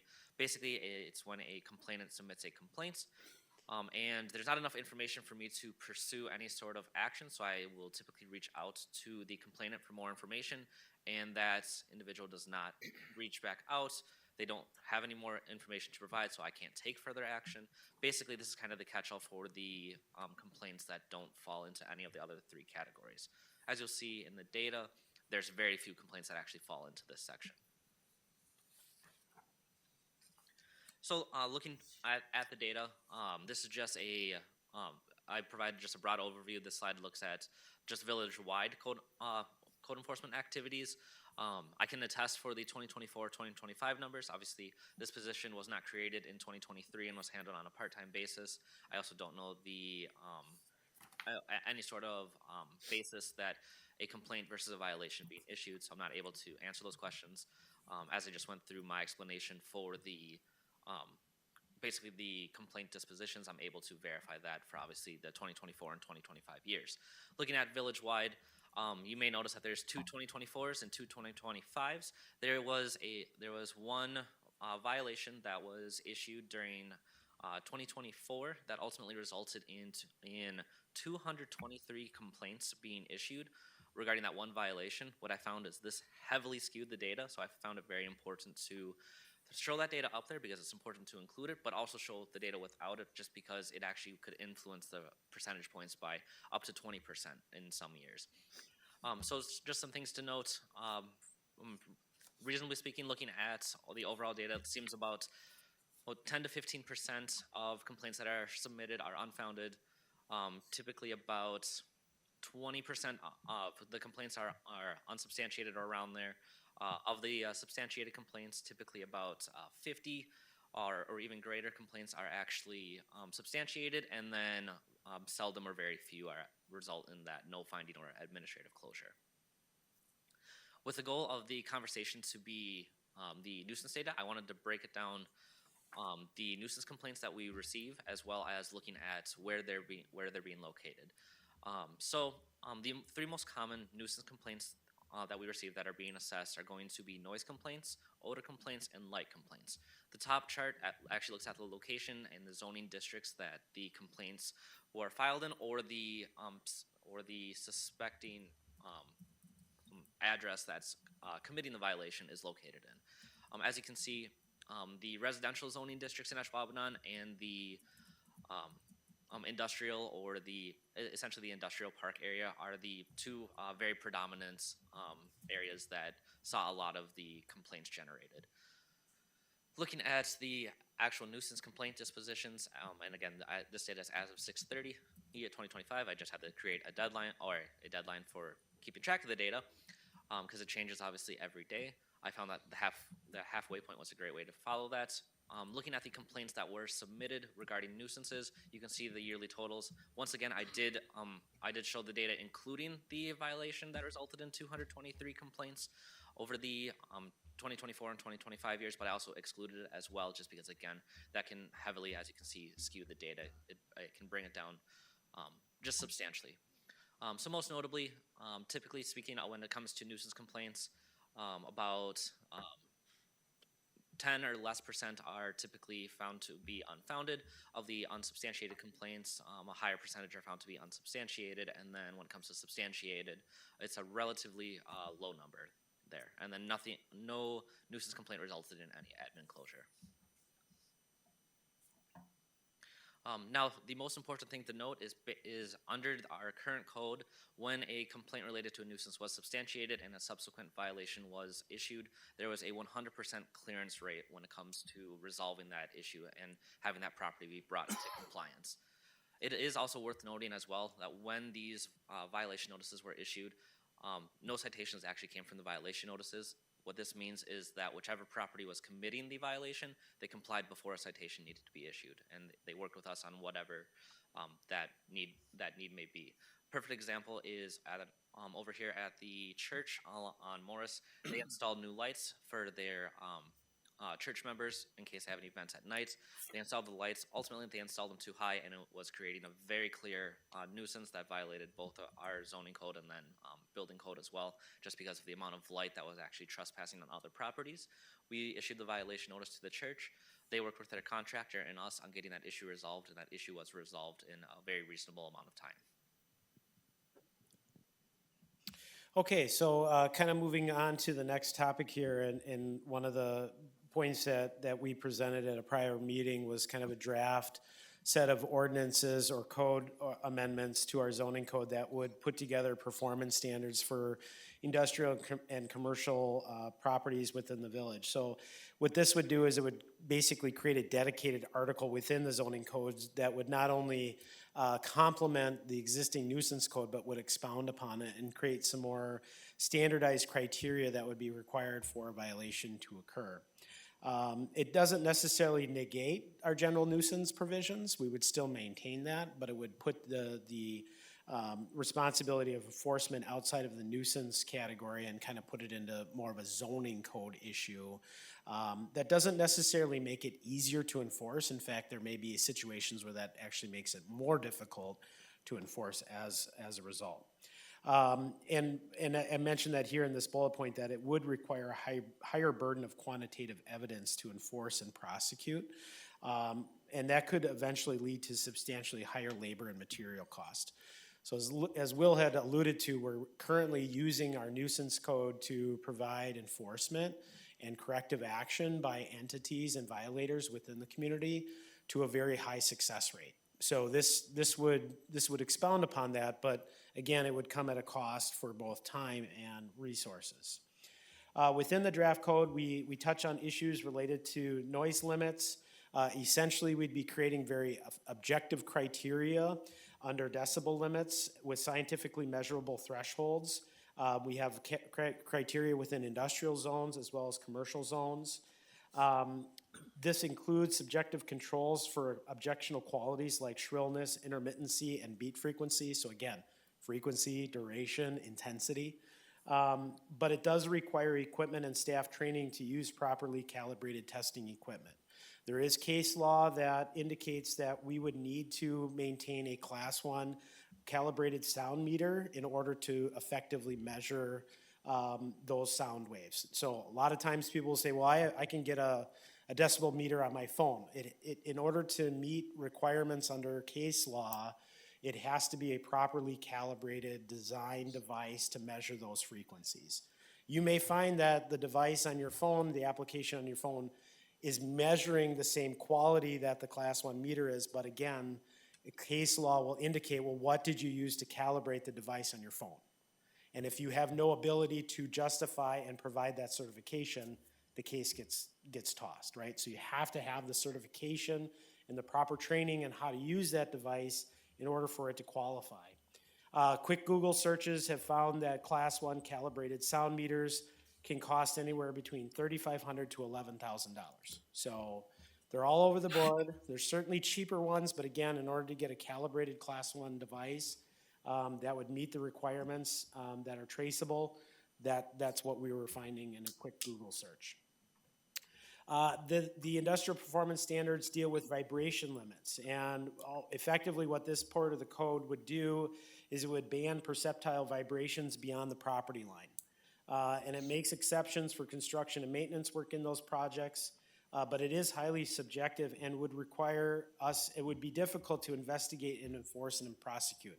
Because again, time, duration, frequency, intensity, those are all subject to change, right? So in order for us to be there when it's happening, sometimes that can be difficult. With that being said, let's say we were able to discern and identify where that vibration was coming from. There's kind of two standards that we could use. There's a subjective reasonable person standard, right? So we go out, we perform the investigation, we find, Will goes out and finds that, yeah, I can feel a vibration. I can based on preliminary screening, identify that it's coming from this entity. That's certainly reasonable, but to what standard is that violating the code, right? So what we would need to do is establish objective criteria within the code and then find a measuring device that would be able to perform and conduct that test to grab the quantitative data necessary to provide the enforcement. And so there are devices, there are vibration meters that you can buy, very similar to a seismograph, but not to that elaborate extent. And it's used for environmental and structural monitoring. Again, a quick Google search, we were able to find devices anywhere from $2,000 to $10,000. Light and glare references our current zoning code, Chapter 17, Article 6. Basically, it reinforces those light control standards for zoning code compliance. Right now, under our current zoning code for lighting, what we're looking at is predominantly new projects. So when a site plan comes in for approval to the village, it has to meet the current site plan design criteria of dark sky compliant light shrouds, things of that nature, no light spillage, and so it's very easy to discern over that. Beyond that, it's based on a complaint basis. As Will had mentioned, the church installed some new lighting, didn't necessitate a site plan review requirement, but based on our review and investigation, it was determined that they didn't meet the lighting standard, and so an order was issued that they had to provide effective shrouding and compliance so that you didn't have the light spillage and glare exceeding the property. And so that's that reasonable person standard, right? We're going out there, we're investigating it. Yeah, reasonably, there's no shroud or shield on that light, and so there's obviously some direct spillage and glare coming from that fixture, and so we could certainly provide notice and ask them to correct it.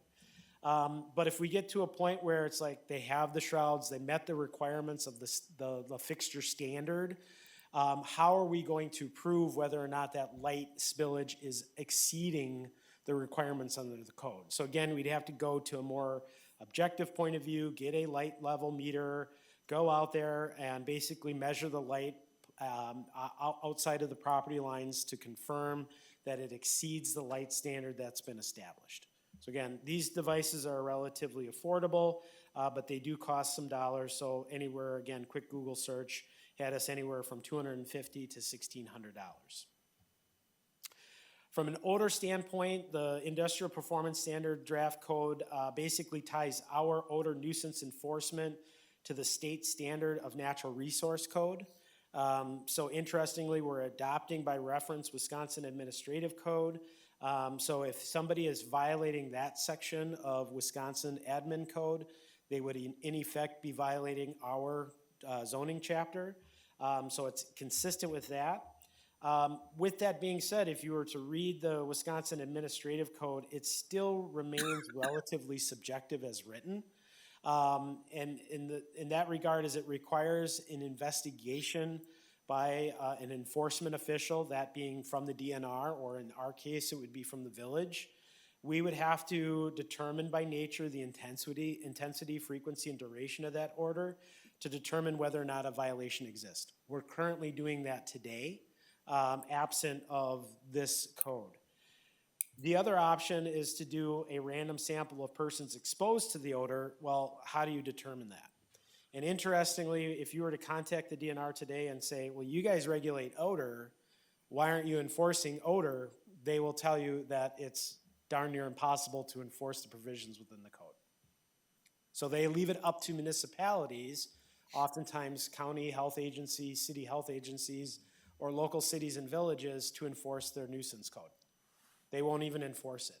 So is it possible? Yes. I don't know that it's necessary to adopt that code. And very similarly to what we have today, we use a reasonable person standard, so it's subjective. Staff, we go out, we visit the complainant's location or property line, we identify whether the odor is present, it's distinct, it's persistent, it's objectionable. Will has kind of a scale that he uses to determine whether or not it's ascertainable as to where that is even coming from. And then if there is a violation, obviously we provide notice, we issue order to correct, and if necessary, we would issue a citation. Now, with that being said, as we mentioned, as it relates to public nuisance versus private nuisance, this could be easily challenged by the alleged violator. Again, it's a very subjective measure. We have heard from others, like we have Burger King that opens their vents when they're grilling their burgers. Some people really like the smell of Whopper sandwiches. Some people find them repulsive. And so it just depends. So if you go to court and say, well, no one likes a Whopper sandwich, Burger King is going to line up everybody that loves Burger King food, and they're going to say, no, I really like the smell of Whoppers. Whenever I smell it, it makes me want to stop at a store and purchase a meal deal. So again, it's subjective to the individual, and it can be difficult to enforce. So If we wanted to really take a hard stance on odor, we would need to come up with objective criteria and use appropriate testing devices to do that. And a field olfactometer is a tool that can do that. Essentially, I liken it to, there is a product that you can buy, it almost looks like an elephant trunk. You put it on your face, you breathe through it, and it sends air through a carbon filter that will dilute the odorous air to a level to where you no longer can smell the odor. And based on the gauge or dial on that meter or device will tell you how much odor is present within the air. So you'd basically create a standard off of that device, and then you would use that to measure that. Again, these devices range from about $2,000 to $2,500. There is maintenance costs associated with those in which you would need to purchase new cartridges for that routinely to maintain. From the draft code, we talk about particulate, visible emissions, and hazardous pollutants. By reference, we adopt Natural Resource Code 415, 431, and 445. Interestingly, these are all regulated by the state. So we'd be duplicating efforts of the state government in enforcement of this. And one thing I will add both to this portion of the draft code as well as the odor portion of the draft code, we run into a conundrum that if we go out and we investigate a violation of either one of these two provisions, and we find, if we come to the conclusion there's a violation, but the DNR does not, we are enforcing the DNR's code, right? So you run into that challenge of the agency that's responsible for regulating and managing the enforcement of that code has found no violation. How can you as the village say that you have a violation? So that will be challenged in court as well.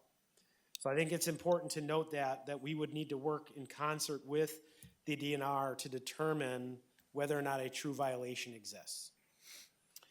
And again, as it relates to particulate, visible emissions, hazardous pollutants, it's been requested or asked of us to look at installing what's called purple air monitors. These are actually relatively affordable devices that you can install throughout the community.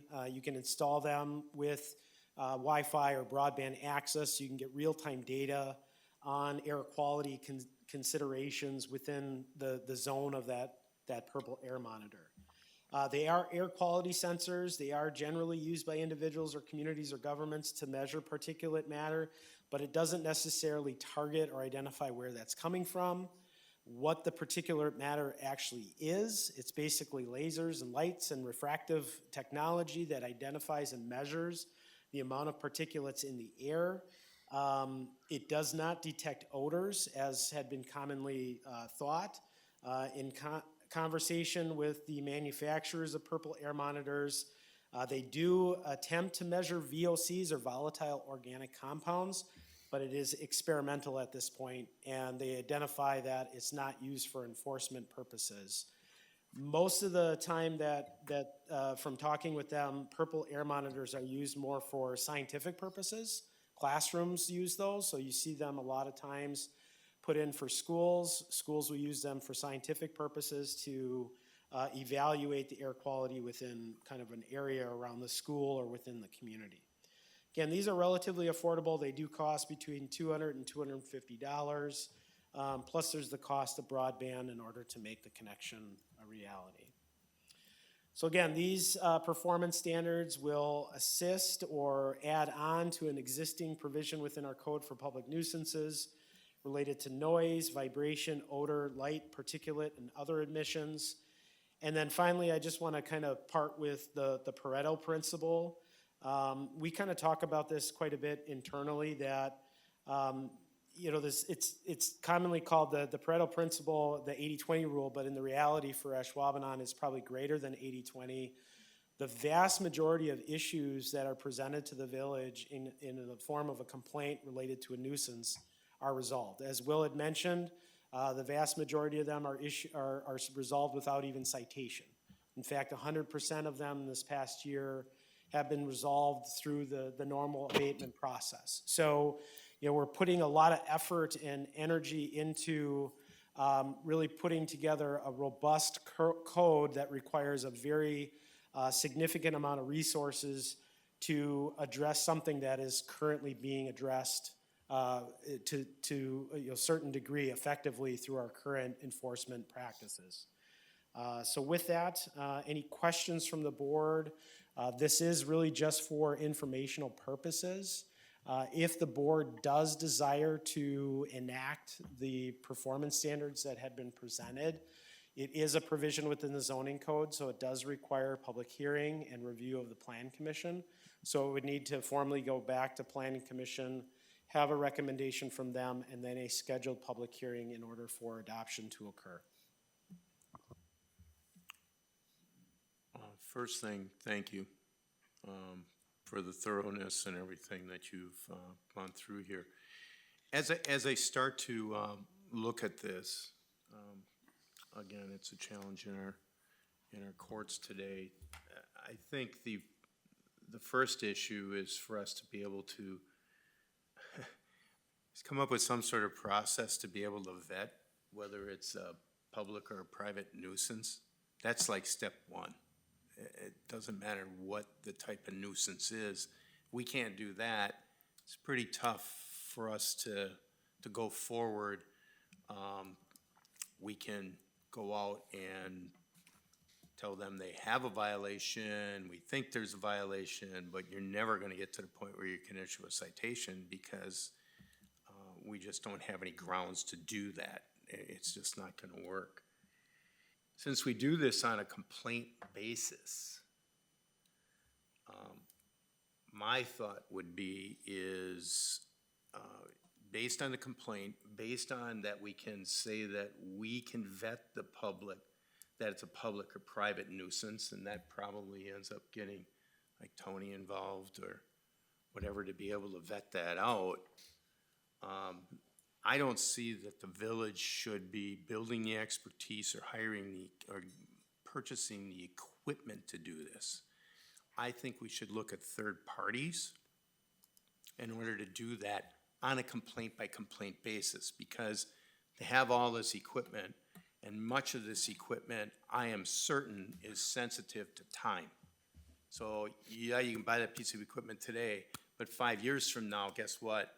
You gotta have a different filter, you gotta have something else. So it doesn't make sense that I see for the taxpayers to be paying for equipment that we may only use one time, and that's it.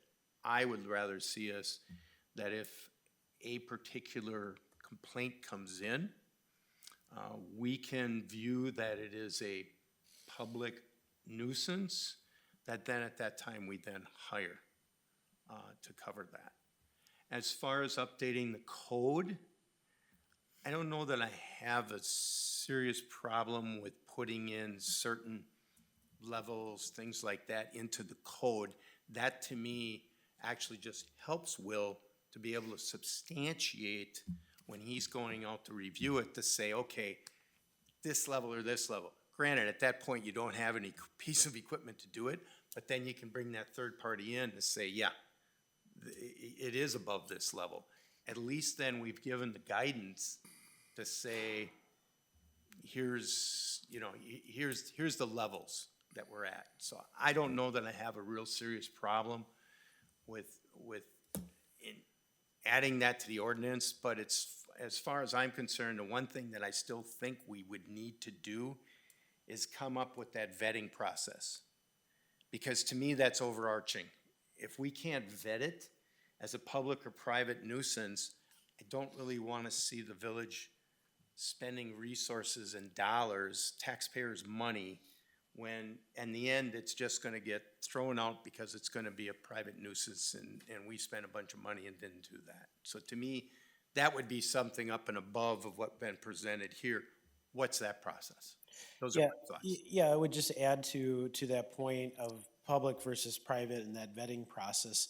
There may be situations where an issue comes to us, and we're like, boy, that's really kind of a private issue today, but if left unchecked, if you will, or unnoticed, it could lead to a public nuisance because a number of appreciable persons could be identified because it just kind of continued to snowball itself. So I think that's one of the main reasons why the public nuisance code in our current municipal code book reads that kind of overarching viewpoint. So I think we would still notify and provide notice that, hey, your actions or activities are a nuisance as defined under our code. You need to stop. Now, whether or not we can go through a full formal enforcement, that's going to be predicated on whether it's public or private. Right, right, agreed. I agree. The part that struck me, I don't like any kind of ordinances with specific values if we can avoid, is there a way to reference like a state-defined value for those numbers that we could just say, you know, our ordinance adopts the values that are there, because otherwise every time those change, we're gonna have to revise our ordinance and revise our regulations and change the numbers, you know what I mean? Like some of these are referenced by the DNR, so maybe we could reference the Can we just, yeah, DNR. let's just say our nuisance for whatever references the DNR values, and then we don't have to keep updating it all the time. Yeah, I think we do that for all of them minus the sound one, because I'm not exactly certain that the DNR regulates noise per se from that standpoint. I could be wrong, but that's one of the main reasons why that's identified. But the other provisions, whether it's odor or particulates, that's specifically referencing those natural resource codes. Okay, and then I am not in favor of buying all the little devices for each of these categories and training somebody to use them, and I just don't see us being in the business of doing that. I agree with Jay, if there's a specific complaint that requires some kind of investigation like that, let's have somebody who does that do it. I can't believe there's other municipalities who all have these devices and they all are paying people to go out and investigate this stuff. That's Yeah, none of them do. Maybe a sound meter, and that'd be about it. The concern I have with the whole ordinance is it's really focusing on DNR. And we had an issue the last couple of years that DNR was involved in. And speaking to the supervisor from the DNR, I was told that they just don't have enough staff. They have, for this particular permit, there were like thousands of them in the state of Wisconsin. They had 3 inspectors. And I think it's going to be getting worse with EPA not being maybe as supported as it once been, DNR maybe not as supported as it once has been. I think locally we really have to step up and make sure, because that's who's getting impacted the most is our local residents, and we have the best chance to maybe help them out by having ordinances that we can help. I like Jay's thing and Kelly's thing about instead of buying all this equipment, which really equates to on the high end about $25,000. So it's not a ton of money, and you could probably spend that much on hiring somebody to come in with their equipment if you have 3 or 4 of them come through. So, and I agree, you know, if it's used once a year and then it's not viable anymore. But I just think that with the way things are going in the state and federal government right now and stepping away from some of that environmental stuff and maybe cutting staff and not having as many people out there to really help us enforce this, that we really need to look at our ordinance and how we can do it so we can help with these private and public nuisances. You know, we have a lot of industrial and commercial areas in our community that are adjacent to our residential. And if they're not getting controls coming down when they're building the facility or putting the, for whatever is coming out of the facility, if they're not being held to standards initially, we're gonna have nothing but more problems that we're gonna have to deal with. So that's why I think if we can put some more meat on it and make sure that we can address it locally a little bit better, I think would behoove us into the future, especially as things start changing, state and local, or state and federal. And I don't know, we do have some visitors here. I don't know if you guys would like to speak at all. If so, I would make a motion to open the floor then. Okay, do we have a second to open the floor? I don't know what new information we're gonna get. I mean, I get these people's problems. I don't know. I don't know what value that's gonna add to our conversations. Well, I think Joel did a good job on presenting what we wanted to know. Right. You know, and that's all done by the book on what he looked up and so forth there. But I agree. I think we should just take what we got. I think our ordinances are in decent standards to what we've got. We've had some issues. I remember when the LED lights first came in, we had some issues with lights, and the issue came up, to buy a NITS meter. Did you ever find that NITS meter, Will? No, I don't know that we necessarily found that. No, because we never bought it. We went to the people that there was an issue, just like your church deal. They took care of the problem. You know, it's a transition from one phase to the next that brings some of these problems. You get to the people that are creating the problems, they're more than willing to, which we all know, take care of it because they're involved in this community just as well as the people. So they want to make sure they have the people pleased. So here's my question. So when you talk about beefing up the ordinance that we have, like, that doesn't include what is the ordinance that is in front of us possibly, right? Because that talks about buying these different things and being able to measure. I don't think I don't think that any of us are in favor of buying that equipment, because that's just gonna cost the taxpayers a bunch of money, and it's Right, gonna. it's not gonna be. Well, yeah, and I'll just, maybe add to that point. So in recent past, we've had situations that have risen to a degree where we as a village had to discern about enforcement provisions on industries or individuals that may be or had been properly noticed of a violation, right? The village board was given opportunities to deliberate over those issues and to formulate a legal strategy should it choose to take that approach.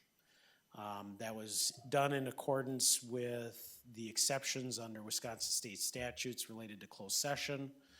I would anticipate that if we were to encounter those situations again, regardless of industry or user, if we're at a point where we're at a point staff-wise, administratively, where we've taken the process through its full accord, meaning we've issued notices to correct, we've issued abatement requirements, we may have issued citations at that point.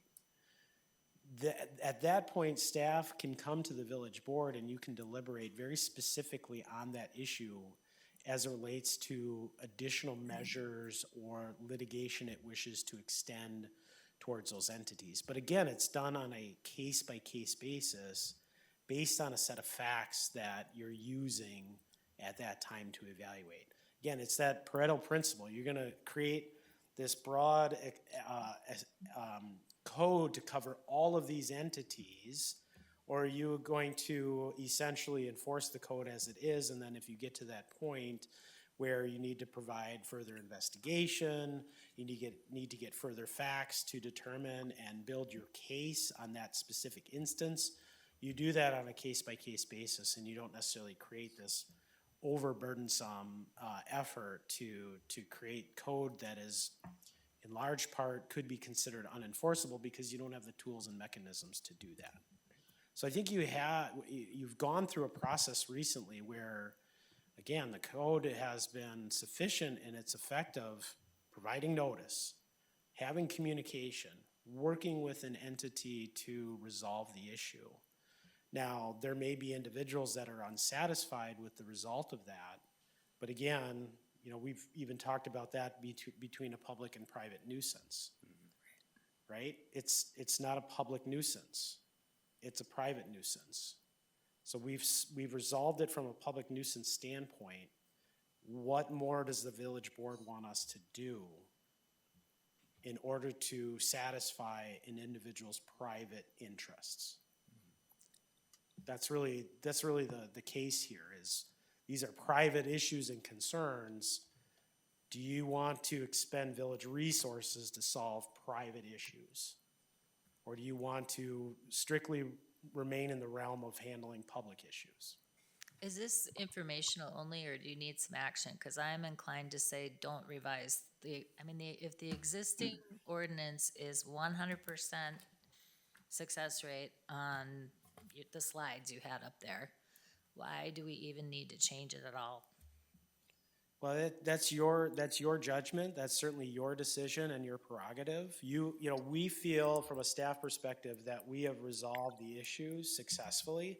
Certainly you may not, right? You may feel that we have not been successful in resolving those issues. However, what we are saying is if you do feel that way, that we have not resolved those issues, then it's likely a result of our current code then, right? And so if we haven't resolved those issues, then the recommendation would be to adopt a stricter code in order to achieve the outcomes in which you would like us to achieve. But if you feel like we have resolved those issues, we would agree that our current code has worked satisfactorily to do so. To clarify that, you're saying public issues, not private public issues. Yeah, I would caution the board into trying to resolve private affairs, because I don't know that that would be a good standard of practice, right, Tony? So this goes back to some conversations I've had with Aaron through the years that he's been here. And he always says, you don't adopt ordinance for specifics. If you can resolve 80 to 90% of the problems with code that you write, you're always gonna have the one-offs. So I guess I would favor to, like Kelly said, just leave the code the way it is and we'll have to do the one-offs. That would be the direction I would want to go as well. I definitely don't want to own the equipment and have to send it out for calibrating and the maintenance and the repairs, and it's just going to be an ongoing drain. I would think if we need to hire an environmental hygienist, we'd be able to find one for those specific situations and just be done with it. Yeah, and I think that would make sense to have an expert consultant on hand or available in the event, again, as I mentioned, if we get to that point where we're at a crossroads, let's say operationally or administratively, right? We've exhausted all efforts to get abatement accomplished through productive communications and means with the violator. We can then at that point have conversations and deliberations with the board about what those next steps are, so that we can begin a more thorough enforcement of citation and prosecution. And that may entail bringing in an expert that has the ability to provide those objective measures and then help build that case for enforcement should we go through a proper court process.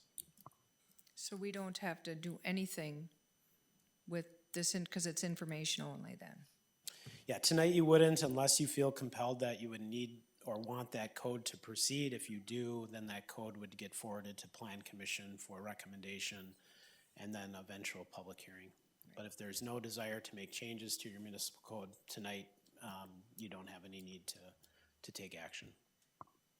Okay. Any more discussion, or we're moving on?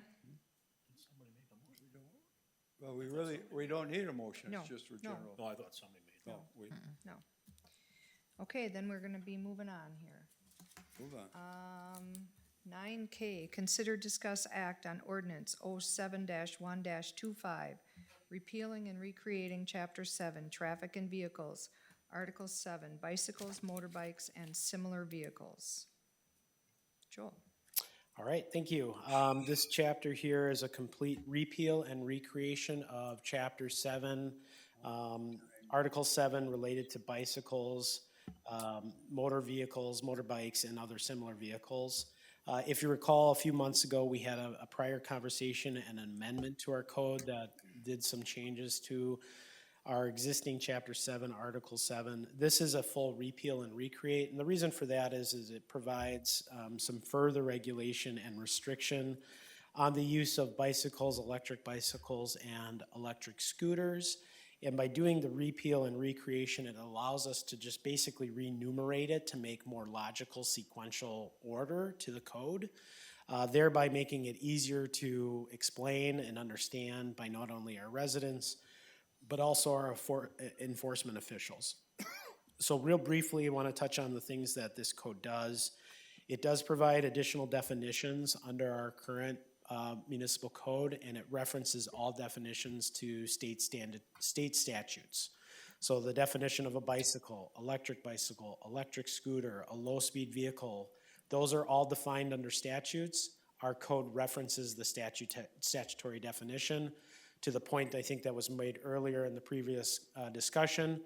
That way we don't have to continually redefine them every time the state changes it. We just define exactly what the state does. What it does do is it requires registration for bicycles and electric bicycles. Our current code requires the registration and tagging of bicycles in the village, but we did not clarify as part of our previous amendment the inclusion of electric bicycles. What this does is it basically ties electric bicycles to the same exact requirements that bicycles have under our code for registration and tagging. This code adds provisions for electric scooters. There had been a request from Trustee Krieger and President Kardosky and some conversations with Public Safety Chief Rowling about the use of electric scooters. Our prior code allowed and permitted electric scooters to operate on any village street, regardless of speed or condition. What this code does is it prohibits electric scooters on roads with speed limits of over 30 miles per hour. So posted 30 and under, they can operate on those streets. The reason for that is public safety looked at the number of streets that are adjacent to schools and other points of interest and destinations for young people, and identified many of those streets are connected on roads that have a posted speed limit of 30 or under.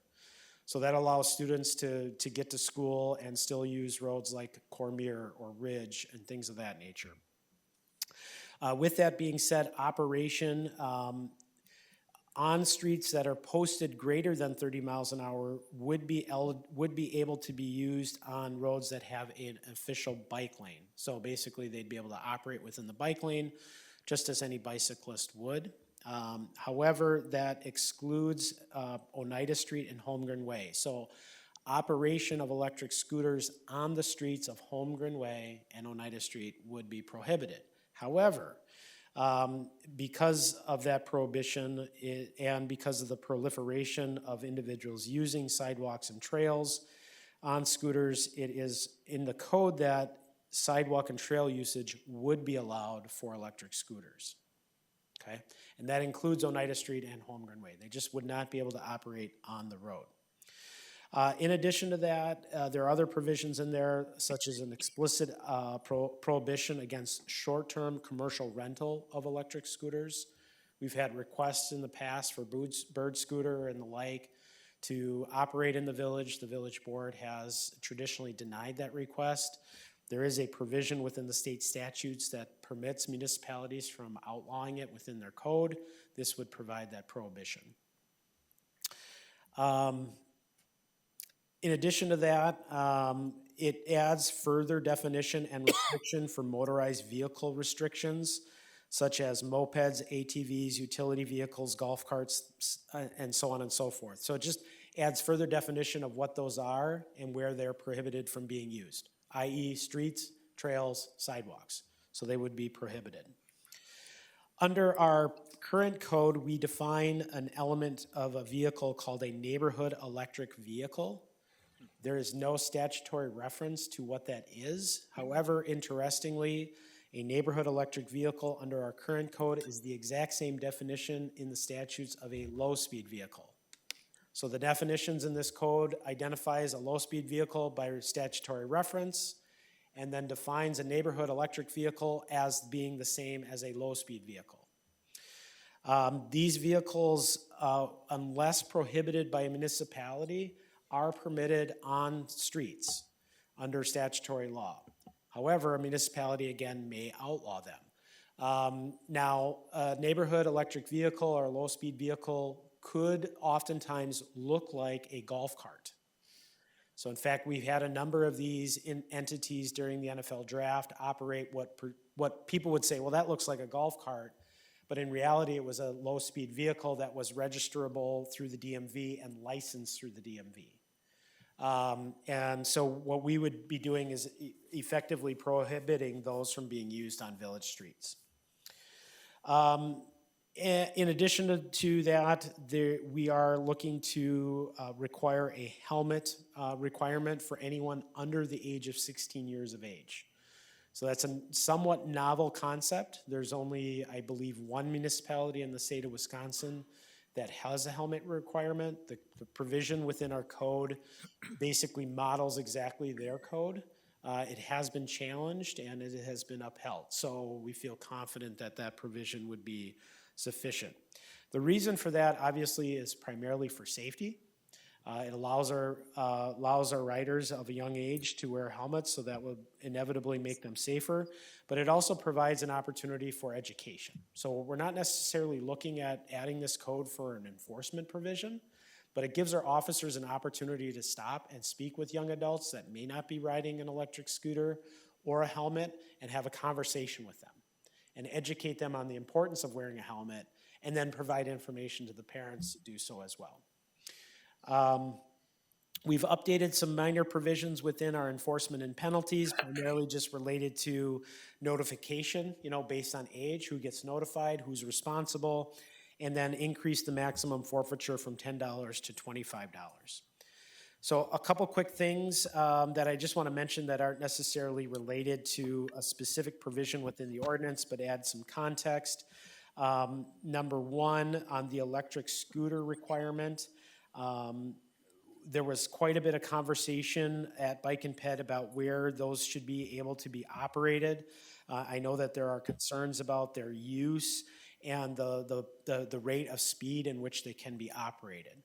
The same can be said about electric bicycles. So with that, electric bicycles, electric scooters are defined based on statute. If you were to go online today and look up and try to purchase an electric bicycle or an electric scooter, you are likely to be marketed with items that aren't necessarily compliant with statutory law as to what an electric bicycle is or an electric scooter. So under state law, there's a class 1, 2, and 3 electric bicycle definition. And a lot of times these electric bicycles that are being marketed are more motorbikes than they are electric bicycles. So the size of the motor, the electrical assistance to pedaling is not enabled. The speed in which they can operate exceeds the statutory standard. They're being sold and marketed as an electric bicycle, but they are not. They are a motorbike. So there's still going to be those situations where people are operating these bicycles or bikes, motorbikes if you will, at a greater rate of speed than what you would traditionally see by a bicycle. That comes down to enforcement and education for not only our officers, but the members of the public that are using these devices. The same can be held for electric scooters. Electric scooters have limitations to how fast they can operate with the size rider and the size of the device. You may see electric scooters zooming up and down the streets today that far exceed that mile-per-hour limitation. Those are not considered electric scooters. Those are some type of motorized device that would be prohibited. So again, it comes down to the officers providing enforcement and education to ensure people are adhering to those rules. Two other quick things that I'll note. There was a request that came after Bike and Ped Committee from Trustee Flukie about single ridership and the ability to have a prohibition for multiple riders, primarily on electric scooters. We looked into state statutes. There's not an explicit statement in state statutes that prohibits it. It's somewhat implicitly implied based on the definition. However, the code in your packet today includes that provision within the chapter. So under the electric scooter regulation 7-7237, there's a paragraph that prohibits multi-rider utilization of electric scooters, okay?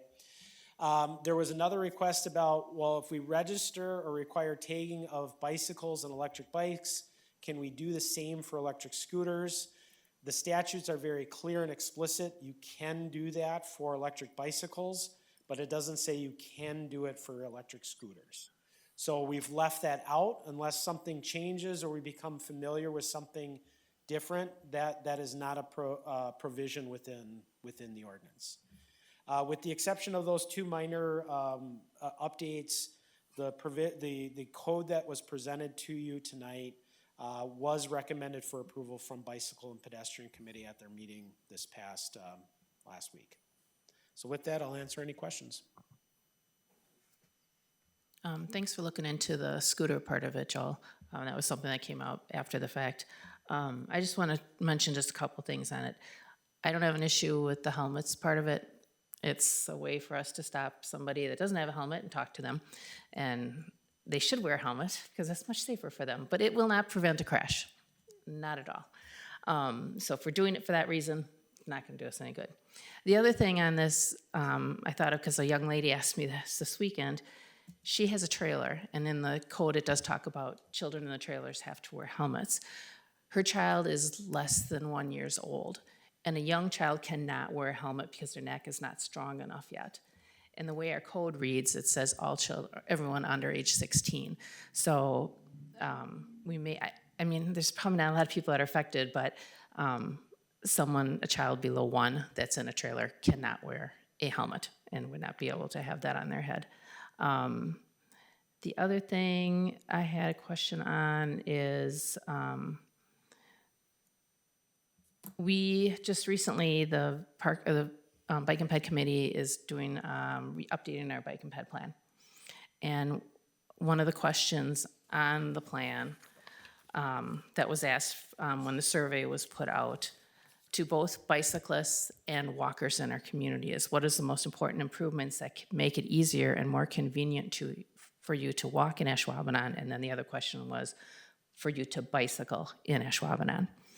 In the walking one, the highest ranked one answer was they wanted increased separation between motor vehicles, pedestrians, and bicyclists. So a walker wants a separate space for them or a trail that's designed for multi-use, so bikes and pedestrians. So they want to be separated from from bicyclists, electric scooters, and also from motor vehicles.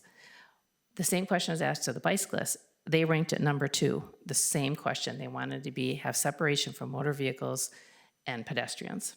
And that's the way they felt safer, and that's what they felt would be safer in Ashwaubenon.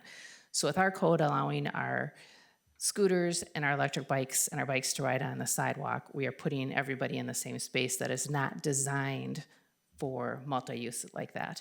And again, the speed of those vehicles, or the bicyclists and the scooters. So if you're really looking to make it safer for people to bicycle and ride scooters in our community, putting them on the sidewalk is just causing more conflicts with pedestrians, people pushing strollers, elderly people walking on there. And the other thing that we're doing is we're kind of setting up our motorists. So when you have an electric scooter or a bicyclist on the sidewalk, and they're going at a higher speed, they're coming at an unexpected place. And you as a motorist, you don't have a chance to not hit them if they come flying off that sidewalk as they're crossing the street. So all the data, all the research, everything says do not put them on the sidewalk. And I know everybody else is leaning the other way, but I just had to say that and what my concerns are with, if you're really looking at making it safer, it doesn't. I know it seems counterintuitive to every one of you, but research and data does not support it. Didn't we already discuss the sidewalks at a village board meeting? Did we discuss them? Yeah, I thought we made a motion on it and everything. I'm just trying to follow back up on that. Yeah, so as part of the previous amendment, there was conversation that resulted in a split vote by Bike and Ped Committee, because there was quite a bit of deliberation both at Bike and Ped and Village Board about that conversation about allowing bicycles and electric bicycles on the sidewalk. So ultimately, that did in fact come back to Village Board as part of that amendment. This being a full repeal and recreate, you could entertain that conversation again if you so choose. But that's your prerogative as a board to take that up. Yeah, I just don't see, we can put an ordinance out like that and say they can't go on the sidewalks, but people are gonna go where they feel safe. Yep. And so if you're on on a particular road and you don't feel safe to be out in the road, you're gonna go to the sidewalk. The advantage that we have in Ashwaubenon is our sidewalks typically aren't that busy. I get your statistics about a larger city and things like that. You got way too many people on the sidewalks. You can't be operating bikes and that on there. I think we are lucky in our village that we don't have that situation. So I don't see a big issue with them operating on the sidewalks and that. The one thing I would say is I would like to see the maximum forfeiture number go up. I think $25 is way too low. I think that's too low. I'd like to see that go. I'll be honest, the first time I read this, I wanted to say $100. Well, the original citation was 10, so I just threw it at 25. I totally get it. I totally get it. But I'm trying to figure out, because the other thing that I would like to see come out of our meeting tonight is I would like to see a media release on this. To allow the education and that to start to happen. So those people, I literally want people to start getting pissed about this and to make the phone calls in so the education can start to happen. Because otherwise, we do this, we put it back on all of the chief's guys to go out and individually hit this. You know, and that's kind of like what Brian's going through with the enforcement of the rubbish pickup right now. It's kind of like, well, we got this one, now we got this one, now we got this one. We're gonna be doing the same thing with this. So one thing I would request to staff is to get a media release out on this and try to get something in local news on it so we can say, hey, look what we've updated, and let's get those phone calls coming in so we can start to educate. Otherwise, just changing the ordinance isn't gonna, I don't think it's gonna do anything. Exactly. So. Yeah, and I know, and Chief can certainly pipe in here, but there's obviously some effort and work that needs to be done in the public safety realm, primarily through the school resource officers as well, and putting together a program that's gonna be consistent with that. Yeah, we can certainly prepare a press release, we can do social media posts, we could do a variety of communication topics. Our intent was, you know, if the board is comfortable with this kind of full repeal and recreate, we can start creating a more educational strategy on communication. Not only tomorrow should we issue just a press release, but what are we doing in the fall when daylight hours start to change, right? Should we start encouraging high-vis clothing and just, you know, just being alert for pedestrians and environments during dusk settings, things of that nature. The one comment I would definitely say is the e-scooters, and Chris brought this up 2 years ago? 2 years ago, I think you did. And they aren't even following any bike regulations whatsoever. I hollered at a kid going down Cormier today. He came off of North Road, he went on the wrong side of the street, and he went up to Santa Barbara. I was turning on Santa Barbara. Now, luckily, I saw him, so when I went to turn, because he was coming right on that side of the street, and if he'd have kept coming, and I'd have taken him right out. So, you know, there's a lot of education to be done, is what it boils down to. That kid got educated today, as I did tell him. But, but the one thing I would request is, again, the media release, but I would like to see this forfeiture fine go up to a minimum of $50. Yeah, if the board is agreeable to that, then just make that a part of the motion, that the proposed draft ordinance should have that change. And I don't have a problem with raising it up at all, Jay. I was gonna say 25 first, 50 the second. Oh, hit him with 50. You know, but if you wanna hang with 50, if you don't have it in a wallet, you're not gonna do any good about it. The $5 and $10, that's chunk change. So I'll make the motion to adopt the ordinance 07-1-25, repealing and recreating Chapter 7 of Traffic and Vehicles, Article 7, bicycle, motorbikes, and similar vehicles, but increasing the forfeiture to $50. I will second. Okay, we have a motion and a second to adopt ordinance 07-1-25, repealing and recreating Chapter 7, but increase the fee from $25 to $50. Okay? Does everybody understand that motion? Any more discussion? All those in favor say aye. Aye. Opposed? Motion carried. Okay. Can I just add something here? First of all, Jay, I would have voted yes for $100, because I think we have, and it ties in with what I'm gonna say next. We're not gonna educate these kids. We gotta educate the parents. The parents are the ones buying these bikes and just giving them their kids, and there you go, son. Have at her. Agreed. Well, you increase that, fine to where it hurts the parent and wake them up a little bit. Cause I'm getting tired of it too. Jay, I had the same thing. I left Target today and came across, going west, came across, Ridge Road. And I was taking a right-hand turn, but there was 3 kids on scooters coming from the school, and they were in a gas station parking lot, is it the BP, or BP, I think? Opposite Quick Trip. And, they just, 2 of them scooted straight across, the driveway apron, not the corner, into traffic, and just went over to the, into the Quick Trip parking lot. The 3rd one had enough sense to stay back. Yeah. But I see it constantly. Yeah. I'm surprised we just haven't seen a kid get hit. Somebody gets hit. I'm just amazed. I did some Google searching, and yeah, there's been ones getting hit, and they're showing the statistics are saying how they're going up so much. Now, they aren't seeing fatal fatalities as much, though they're happening, but they're seeing increases in the emergency rooms, visits, and hospitalizations with the motors, especially with the e-scooters, is what it called out. You know, I like the issue which we've talked about with that helmet. Yeah. I was actually talking to a gentleman last night. His brother-in-law was a paramedic in Green Bay, and there was a motorcycle accident. Guy was not wearing a helmet, and he looked like he was sleeping on the curb.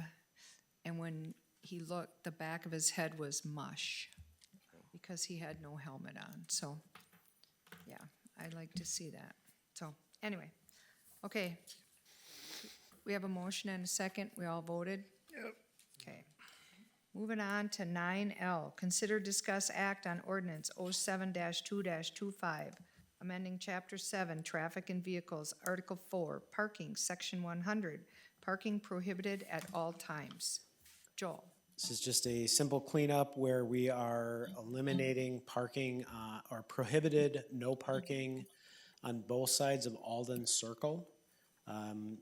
So just a quick backstory to this issue. It had always been listed under our ordinances as prohibited no parking on both sides of Alden Circle. However, it had never been signed as prohibited no parking, and so therefore it was not enforceable.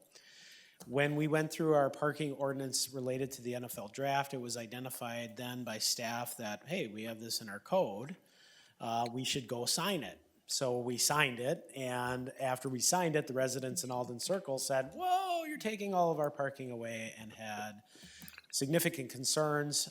Again, so prior to us signing both sides of the street, there was sign prohibition on the interior portion of the Circle Road.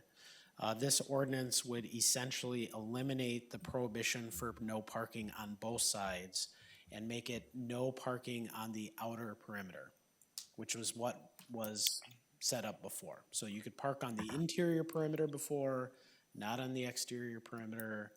That would be the case under this draft code. Move to approve ordinance 02-25, amending Chapter 7, Article 4, Section 100, parking prohibited. I'll second it so Kelly doesn't get any more phone calls. We have a motion and a second to adopt ordinance 07-2-25. Any more discussion? All those in favor say aye. Aye. Aye. Opposed? Motion carried. Number 10, items for next agenda. If anybody has anything, give the office a call. Joel, get it on the agenda. Closed session items. During the meeting, the village board of the Village of Ashwaubenon may convene into closed session pursuant to A, B, and C, and listed on our agenda, closed session. I need a motion to go into closed session. Motion to go into closed session? Second? Motion and a second to go into closed session. Roll call, please. President Kardasky, Yes. Trustee Paul, Trustee Atkinson, Yes. Trustee Zerbal, Yes. Trustee Service, Yes. Trustee Krieger, Yes. and Trustee Flukie. Yes.